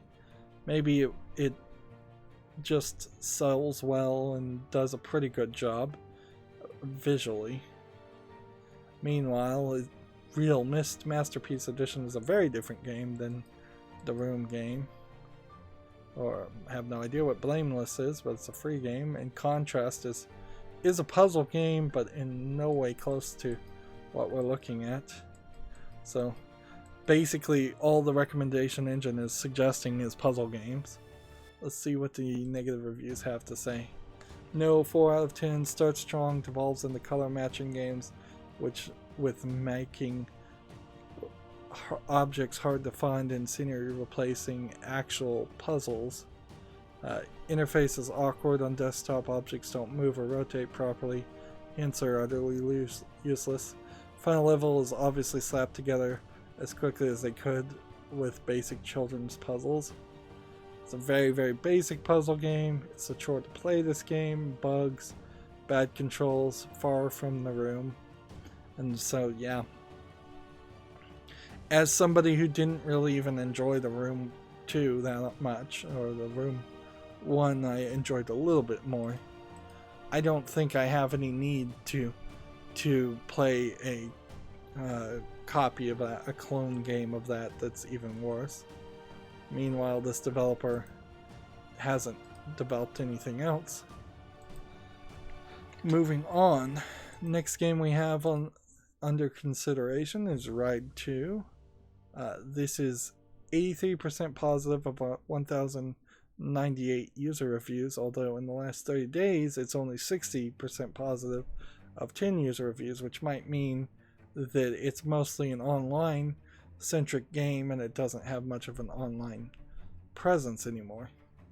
I have been considering how many racing games of different styles of vehicles I really want to end up trying. Do I need to play a motorcycle game, or are car racing games good enough? Do I need to play a BMX game, or are motorcycle games enough? Do I need to play a Formula 1 game, or are street cars good enough? Do I need to play any of the racing games? None of these images are loading right now. $40, which is about in line with the extensive price of most racing games. Single player, multiplayer. 170 bikes, that means really nothing to me. Modifications to your bikes. 12 game modes. How many racetracks are there? It would be the thing I would want to see. See the tracks. Over 30 tracks, including Legends of Motorcycles. It doesn't seem like in the game modes there's probably any where you do very many tricks. Let's see. It says 12 modes for long lasting and above fun. This is 67 on Metacritic. Let's see what the negative reviews have to say. Let's see. Multiplayer always. Ride 3 is bad too. The game was good. The price a little bit up considering DLC is kind of okay for me, but the multiplayer sucks and now is probably dead. Took 3 hours to finish and get all the bikes I wanted in a few maps. Would pay $10 or $15 but not $40. So I think this really is a case of the price just not going down for this game. Yeah, this came out October 7th, 2016. That's a really high price to ask for a game where you've made the sequel out and it's come out already, and there's like no discount here. Meanwhile, let's look at Ride 3. In comparison, if I don't type the right thing, Ride 3 is the exact same price, and it's mixed reviewed, and it came out in 2018, so they're not even getting better, they're getting worse. Is there a Ride 4? Nope. Not yet, at least. Alright, so Ride 3 is definitely not making it to the wish list. And I think that pretty much means Ride 2 is not making it to the wish list either. This is not the motorcycle racing series for me. Some might argue, I don't know if I really put any thought into this, that a game being age limited to 3-year-olds probably shouldn't encourage motorcycle riding in general. Even if this is safety, helmet, motorcycle riding. From what I've heard from ER surgeons, anybody who rides a motorcycle is called an organ donor, and people die on them all the time for even simplistic collisions that if you were in a very cheap car, a very small car, you would still survive. But just being on a motorcycle, you're almost guaranteeing that you die in any kind of accident. That's something to think about, I suppose, but it has nothing to do with this. Ride 2 is not making it to the wish list. Moving on. Geez, I hope we don't run into too many games that start Ride something. Next game to consider is Ride to Canada. It came out May 11th, 2018. This feels like this is a color puzzle game of some sort, where you go through different platforms and something happens. I don't know exactly what's happening here though. I guess the idea is that, from what I just saw there, each of these are stops that will take the train color on the back of the train off, and you're trying to, I suppose, not get all of your cars to, which I guess that represents passengers in a weird snake-like mentality. Yeah, this looks like a single screen Unity game though, and it's like got only 5 reviews, so it kind of just screams no relevancy. It's $1.99. Let's see, one review is negative. I really don't need to see this review at all. It's just not a game. Meanwhile, I think I own Mini Metro, which is overwhelmingly positive and has 5,309 reviews, and so I probably should just cover this game instead of trying to find something else. There's another top-down train game that's 10 times better than this game for 5 times the price. It's called Mini Metro. This is $10. This is $2. Yeah. Didn't this developer make anything else? Well, they have the VR Arcade bundle, which includes The Show Must Go On and Duo, neither of which are games that I recognize. It seems like they went into VR game development. Yeah, Ride to Canada can leave the follow list. Next we have, for consideration, Rift Keeper. I don't think I'm being particularly cruel here. This is just how it seems to go. My standards have just increased significantly in the last 6 months or so. So a lot of these games would have been not even on the follow list by my current standards, and I imagine a lot of these games I put on the wish list in a flippant, when I was in a flippant mood to wish list a lot of games. Now that I'm trying to have the wish list be a very curated experience, I'm being a lot more conservative about what is allowed on and what isn't. This is 65% positive with 32 reviews. It came out January 14th, 2019, so it hasn't been given a full 6 months, but I don't think it's going to get much better in a month's time. Let's see what the negative reviews are, but I suspect it's just not polished enough. Let's see if we can pull a review out of here.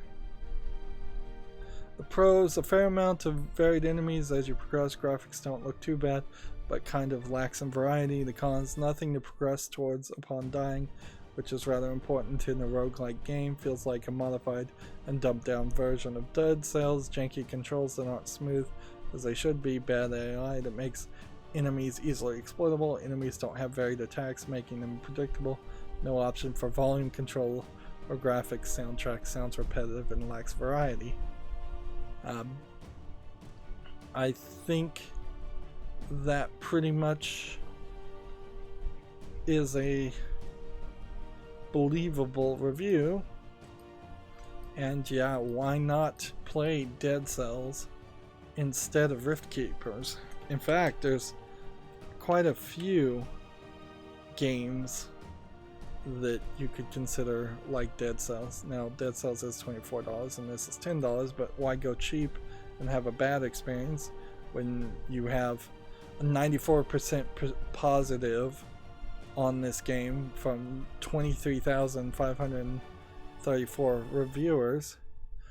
Dead Cells is out of early access, but it seems like it's also still being updated as they're going forward.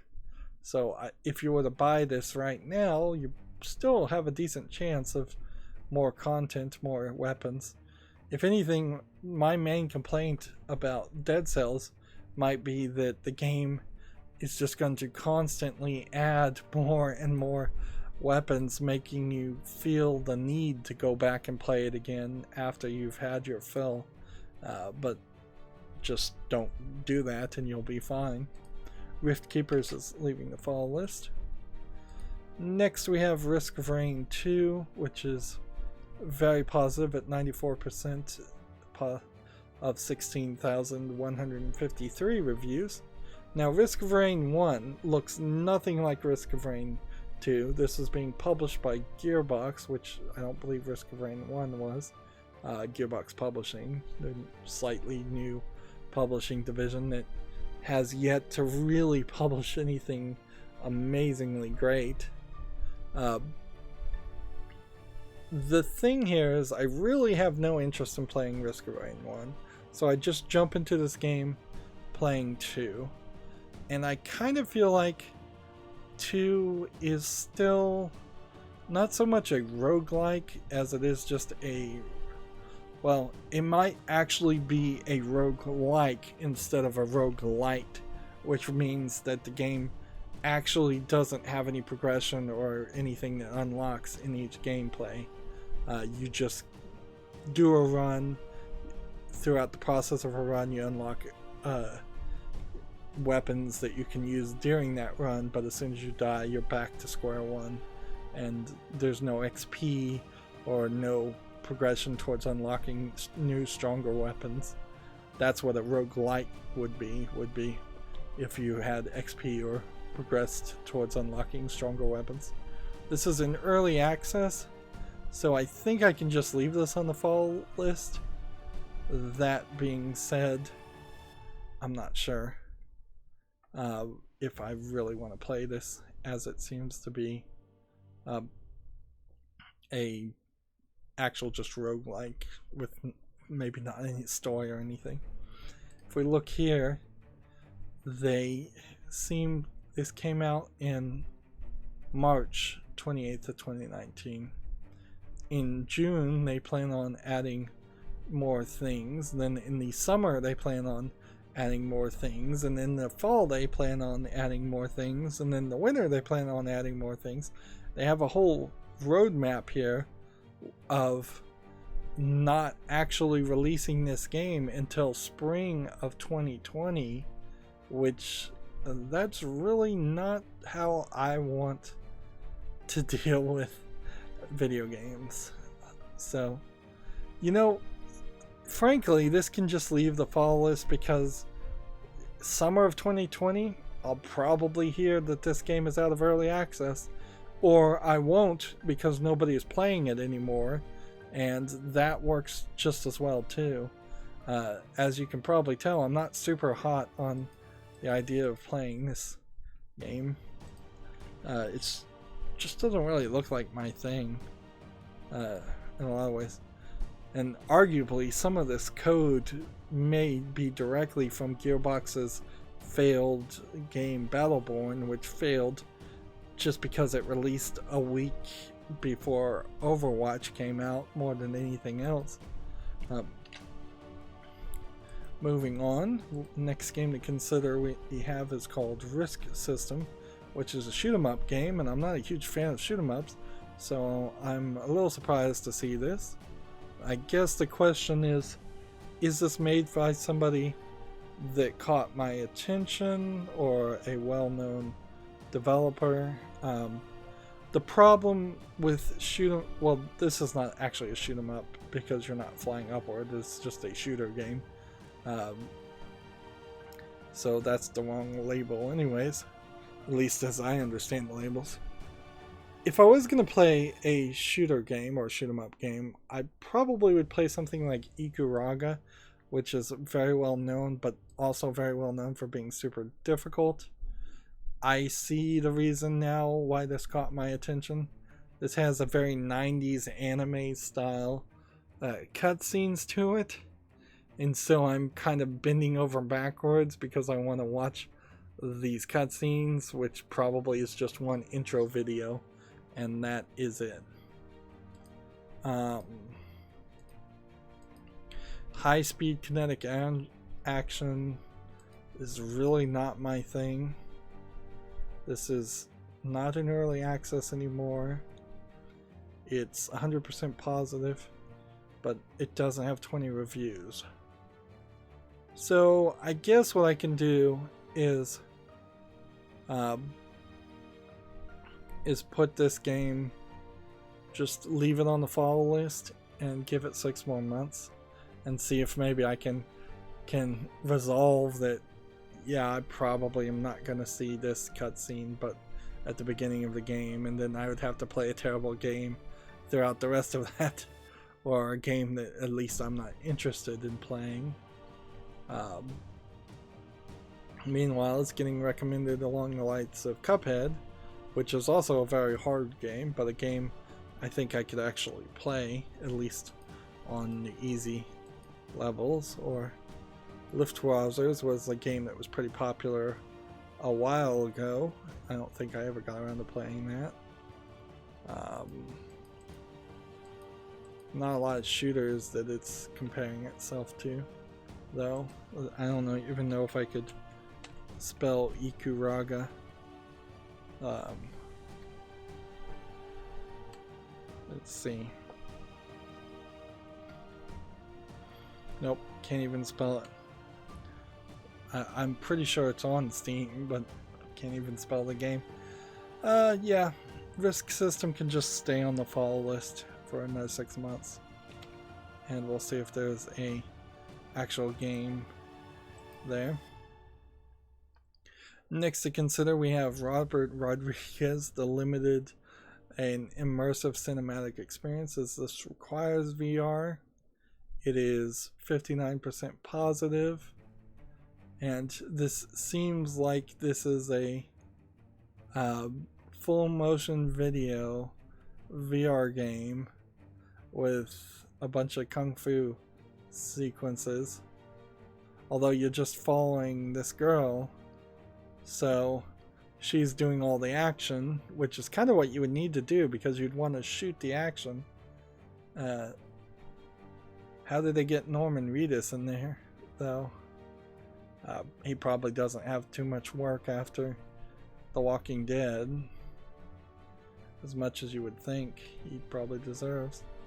There was a movie certainly like this where you where it was all first person perspective, and I don't think that was very successful either. It's almost as an experiment in just making VR movies, and I don't think anybody wants to go to a VR theater, put on a VR headset, and end up with pink eye. $4.99. It's from the developer who made the movie Sin City, which I think Sin City mostly gets its applause from the fact that it's based on a comic book more than the director, although maybe the director did a decent job transferring the comic book to movie, maybe not. Let's look at the reviews. This really shouldn't be so mixed. Let's see. Feels like a weak attempt at a VR movie. Poor execution overall. VR filmmaking should put you inside of the action and make you feel like you're part of the story. The constant jumps and forced head turns quickly cause motion sickness and take you out of the film. As for the story, it's nothing special. I love Norman Reedus and Michelle Rodriguez, but this wasn't good. The acting, cinematography, and editing was bad. The whole experience was literally nauseating. There is definitely something to be said also about actors getting into video games. It has pretty much never actually been done well. A video game voice actor does something rather different than what a real actor does. Scanning or 3D scanning somebody's likeness into a game usually doesn't work that well either. Yeah. Did this company ever make anything else? No. There's a lot of movie production companies too that have tried to make VR experiences and game experiences to promote their movies, and they've almost 100% been complete failures. So yeah, this is leaving the follow list, and something like this probably wouldn't even get me very many views on YouTube, even though by all means it probably would feel like it should. Let's move on. This is taking forever at this point. Man, I get bored. I'll just say it honestly. After about an hour and a half of going through these, it gets boring and just going through the same games over and over again, or different games over and over again. Next game we have to consider is Roboball, a spatial puzzle game with physics and logical thinking. There was a lot of low effort marble games like this that came out back in the day. 2016 is probably right during the time that they came out. This is 90% positive of 11 reviews. That being said, is it really relevant? This is trying to be something like Marble Madness, although I would say this is less like Marble Madness, and this is instead trying to do some different things, maybe a little bit Super Monkey Ball ish too, but yeah, I don't think there's enough of a game here to make it worthwhile to play, and certainly these marble style games did not sell well. You can see this is bundled with several other games, including Repair Bot, which we already looked at. Yeah, don't really need to see the one negative review. I'm just unimpressed in general. Let's see. Is there anything being recommended here that slightly makes more sense? Well, we could sit here and wait for the one negative review to load. No save points and save does not work on the menu is the negative review. English and Russian, which is also a red flag. This looks like a low effort game. I think it's a low effort game. It's leaving the follow list. Even if it isn't a low effort game, it's just definitely not the kind of game that people actually want to play.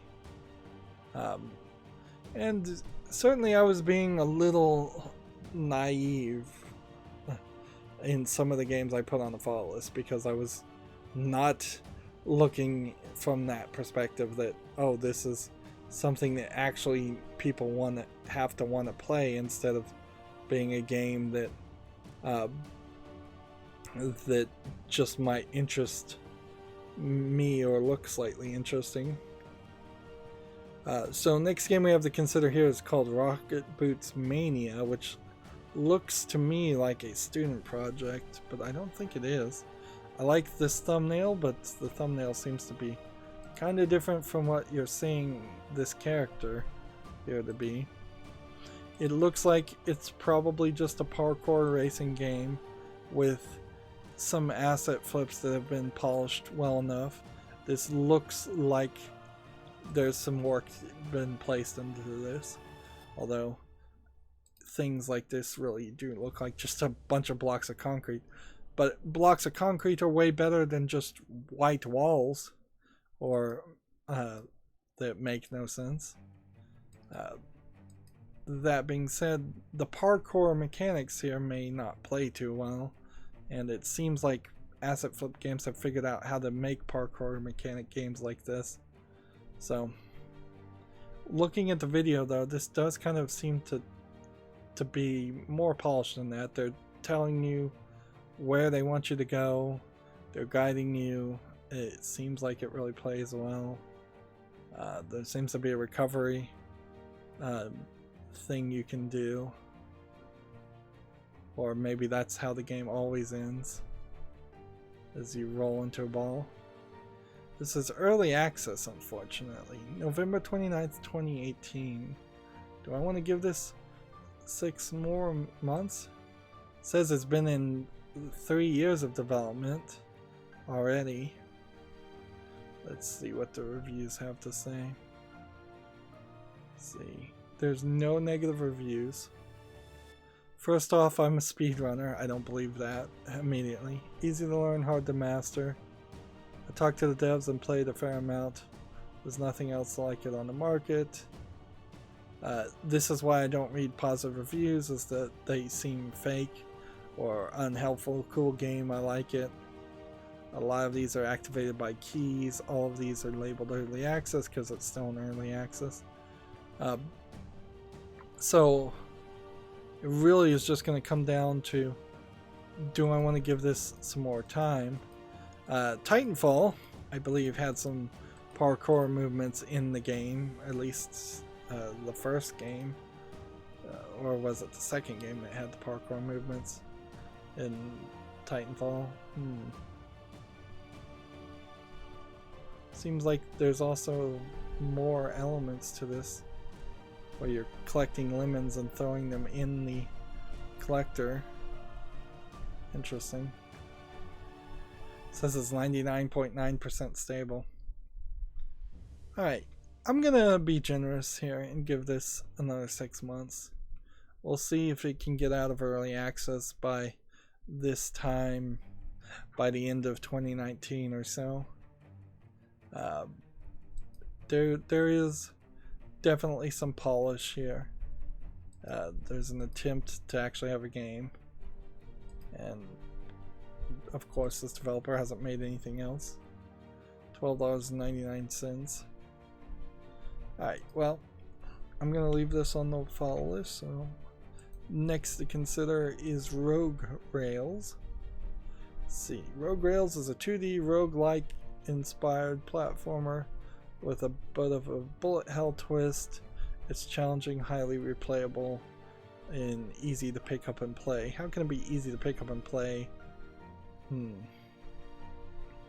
So you're on rails fighting enemies. The concept is interesting. The graphics are not. This looks not very polished visually. The gameplay mechanics don't feel like they could possibly work with each other in any way. There's only one user review. It came out November 20th, 2018. It's $4.99. Apparently this is 0 stars. Yeah, I think this is just crazy idea on top of crazy idea, and it's no way that I can imagine this actually plays well. There probably is a game out there where you could have a character riding the rails and jumping on enemies, but it would require a lot of polish. Regardless, it's not relevant, so this is leaving the follow list. Let's see, next game we have is Tag Sexual Content, so we'll go blurry for a second as I reload the images. Only a small amount of games on Steam actually put any nudity on their screenshots, but it's enough to be concerned about. Alright, so next we have a game called Romantic Journey, which is a visual novel. It has 6 reviews, came out November 29th, 2018. This probably is not enough quality to be in the top tier list. Seems like there's only 3 girls in the entire game, and it seems like the animation style's not particularly that good. Looking at the faces in particular, there's some inconsistency of how things are drawn. Looks like 3 different animators made 3 different characters.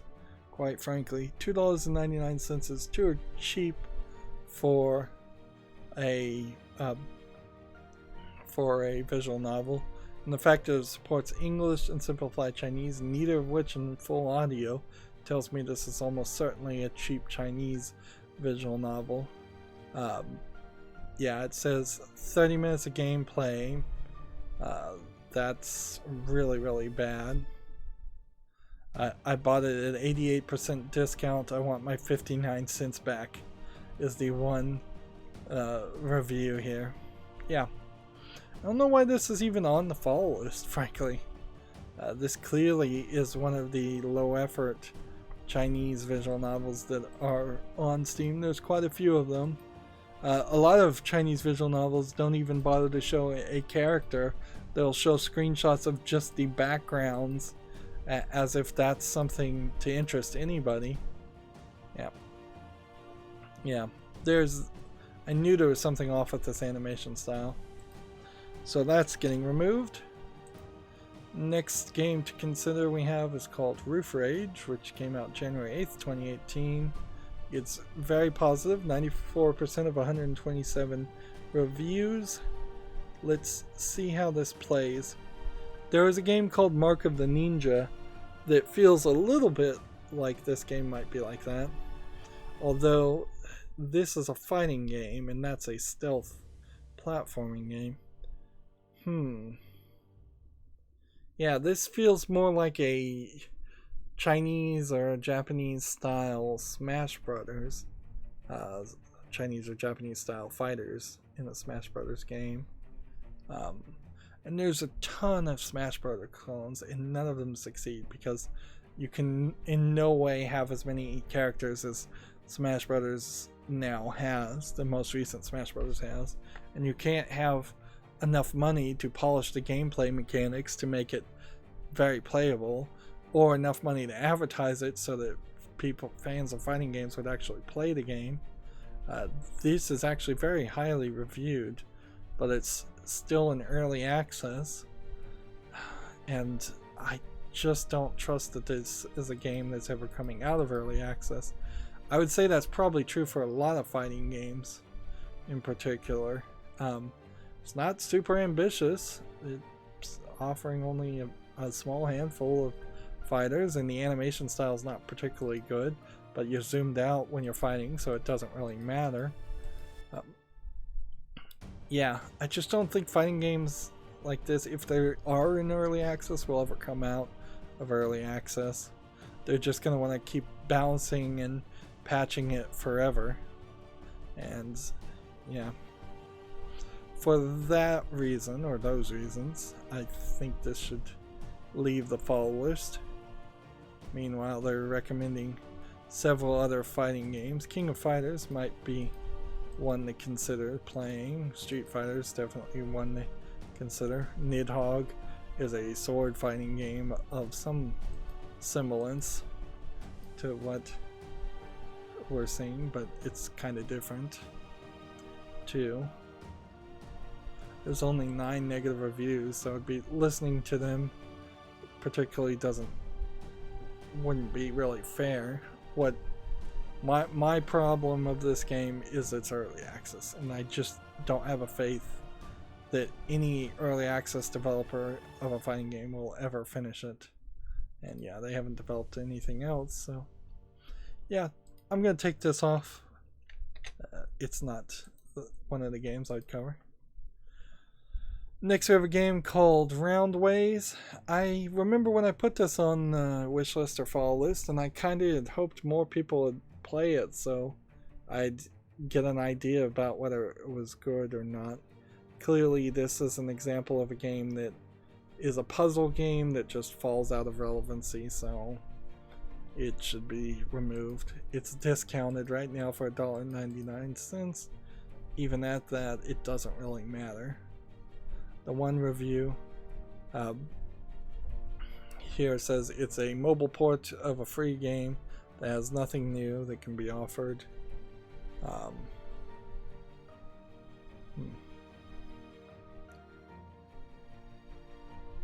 Let's see. And then here's someone else just saying, read this review, basically. So what is the... Let's see. What would this take me to? It would take me to a Google Store app called Roundways from Cartoon Robot. Is where that link seems to go. Cartoon Robot is the developer of this, so they literally just ported their own game to Steam and are selling it. And meanwhile, they bundled all of their games together, and here's a tower defense game, here's a hentai strip shot game, so they're selling some very low effort, terrible games. That is more than enough information to put a nail in the coffin for Roundways. It's a shame. The actual gameplay looked slightly interesting as a puzzle game. Next we have Runes: The Forgotten Path to consider. Let's see, this came out November 14th, 2018. It's 87% positive. Is this a VR game? Yes. I imagine this is a VR game where you have to use the movement of your hands to cast powerful spells. That's what it says. I'm reading this. Solve puzzles and fight enemies. Okay. Looks like there's something here, an effort here. It's a little weird looking and inconsistent in the art structures, and this is a VR game. So it would also be probably not a very long experience if I was to guess.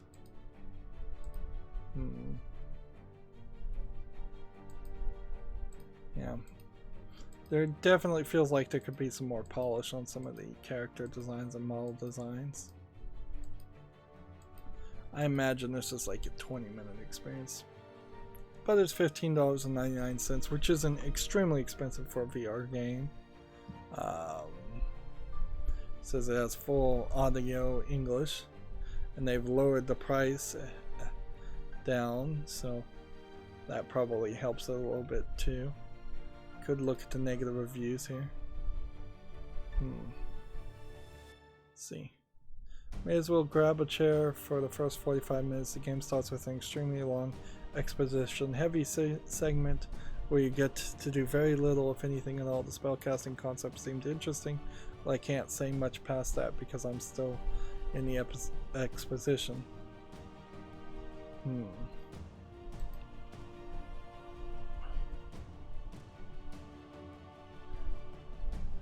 Let's see. Trying to read some of these. The game took 3 hours to complete. Why does the playtime show up as 5? Simply because their patch erased my previous save. There 3 hours of non-existing plot. It barely even that. The plot is a farce, to put it mildly. No walkthrough or beat of this and beat this game in 2 hours. It's pretty cool. Wait for it to be around $10 before the purchase. I think I'd probably agree with that. On the other hand, why not maybe play Resident Evil 7? I think that's has a VR mode too.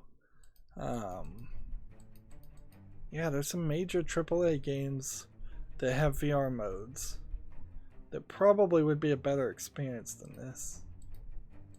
And I don't think the waving your hands around to spellcast concept is good enough to overcome the weird graphics I'm seeing otherwise.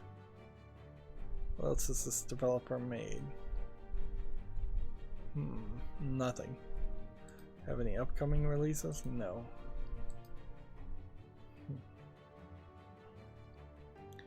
Yeah, I don't know. This clearly is just a pre-bought asset. Not even very well polished. And this is probably a pre-bought asset too. And I imagine everything else here is pre-bought assets. Which doesn't inherently mean it's bad. It just means that they didn't put a lot of polish or custom art in it.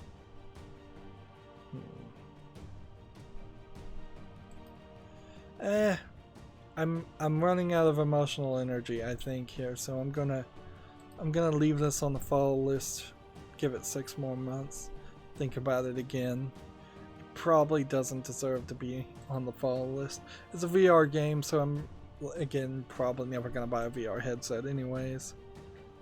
So let's move on to the next game. Oh yes, I remember this. Next game we have to consider is Russian Roulette. Honestly, in today's day and age, even when this came out November 7th, 2018, it's probably not a game that I could play on YouTube. As it is an interesting concept to I don't think this is in VR, but to, in a virtual world, play Russian Roulette with an AI guy. You probably never leave the table. You probably never see anything different. So it's very simplistic for 99 cents. But I think it's exactly what you expect. English and Russian audio seems to be fair considering the game is Russian Roulette. don't see any images of what happens when you lose. Maybe it just fades to black.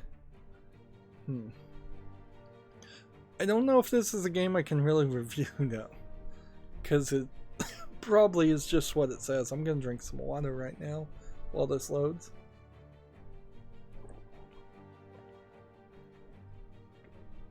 It's an example of a game, I would say, that probably shouldn't be its own standalone experience. It probably would be a lot better if this was inside something like a Wolfenstein game or Doom or some first-person shooter with a mature band in its storyline. We have a stupid Russian game made by some stupid Russian developers. Yeah, I don't know if you really would call this a Russian troll game though, because it's selling itself very honestly. This is the only game from this company. I think this one's a skip though. I think there's just nothing to say here. Yeah, I don't think I could put a video even for like a 5-minute joke of this on YouTube. I don't think that there's more than 5 minutes of gameplay actually to play in this, so this should just leave the follow list. Alright, well, next game is Ruby Grim Eclipse, and I doubt there are too many games that start RW otherwise, unless there's another Ruby game.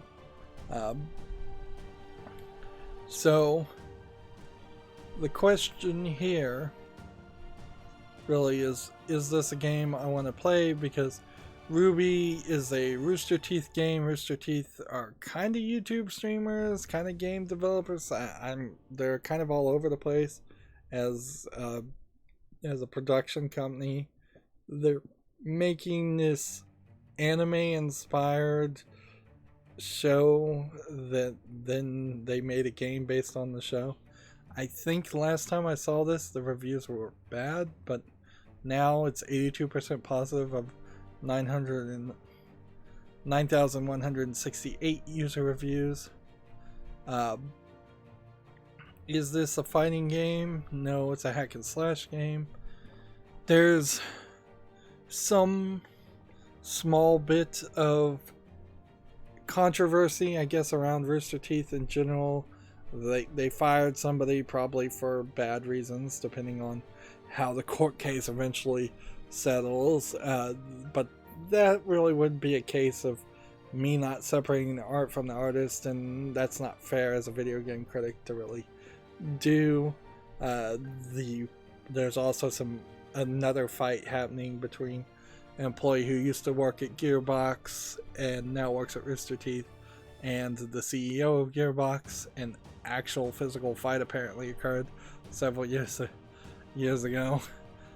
So there's a lot of drama, although the CEO of Gearbox, Randy Pitchford, causes a lot of drama every time he does anything, so that is more on Randy Pitchford than the voice actor of Claptrap, who now works at Rooster Teeth. But those are kind of stupid reasons not to play this game. Real stupid reasons. The only reason I would not want to play this game is because there's something wrong with this game. And I don't think anything could be that wrong with this game. It's $19.99. Maybe I wouldn't buy the video. Well, I'd almost certainly not buy the videos on Steam's video storefront. And paying $70 to get Volume 5, I don't know if Volume 5 is the end of it. This seems to also have about $20 worth of costumes, which is typical in anime style games where they nickel and dime you with different costumes. These costumes don't look particularly that interesting. Anyways, full English. Does it even support Japanese? Yes, but it's below the fold. I doubt Ruby is popular at all in Japan. It says it has single player, but it says it's a 4-player online co-op hack and slash game. So features 4-player online co-op multiplayer. So can you not play this in a single player experience mode where the other 3 characters are just as AI? Because that's the one red flag so far. Otherwise, this just feels like it's a standard hack and slash that has some relevancy. Certainly some people have played it and liked it a lot.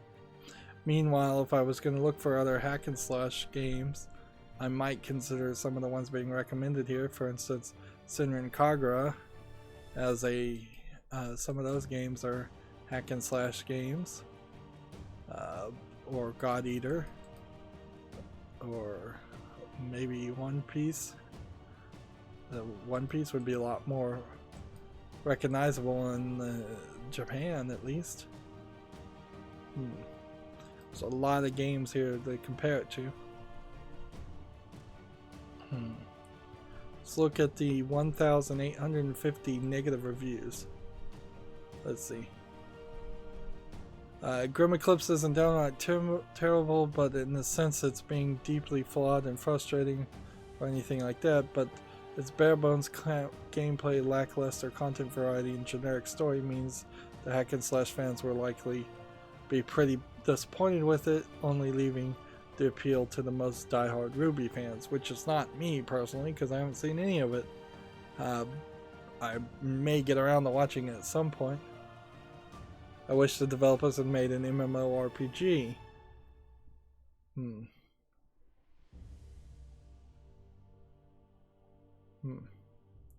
6 episodes, but still 8 playable characters. I'm really disappointed. Let's see. Cons, ugly, uninspired enemies, welcoming to new players, poor story, bare bones gameplay, almost no room for strategy, long, dull, repetitive fights, generally mediocre gameplay. Yeah. I'm getting the feeling here that this is kind of just a cash-in on a license, and there's a lot of that too, certainly. There's plenty of games based on animes that are terrible. So I'm kind of getting the idea that maybe I don't really want to play this.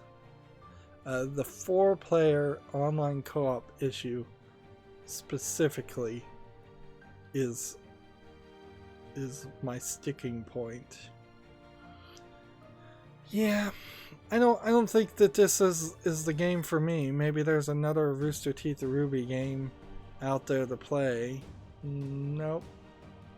There's just a bunch of DLC. And there really is no reason to force you to play with 3 other players if you don't want to. It doesn't even really seem like the gameplay works that way in all the cutscenes.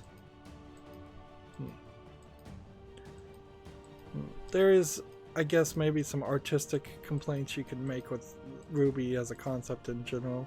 Having a character that is red and that's represents the first letter, and then a character that's in all white, and then a character that's all yellow, and a red that's a character that's all black. To spell Ruby but spell it differently, it's a stretch artistically. Yeah, I think Ruby Grim Eclipse is something I could miss.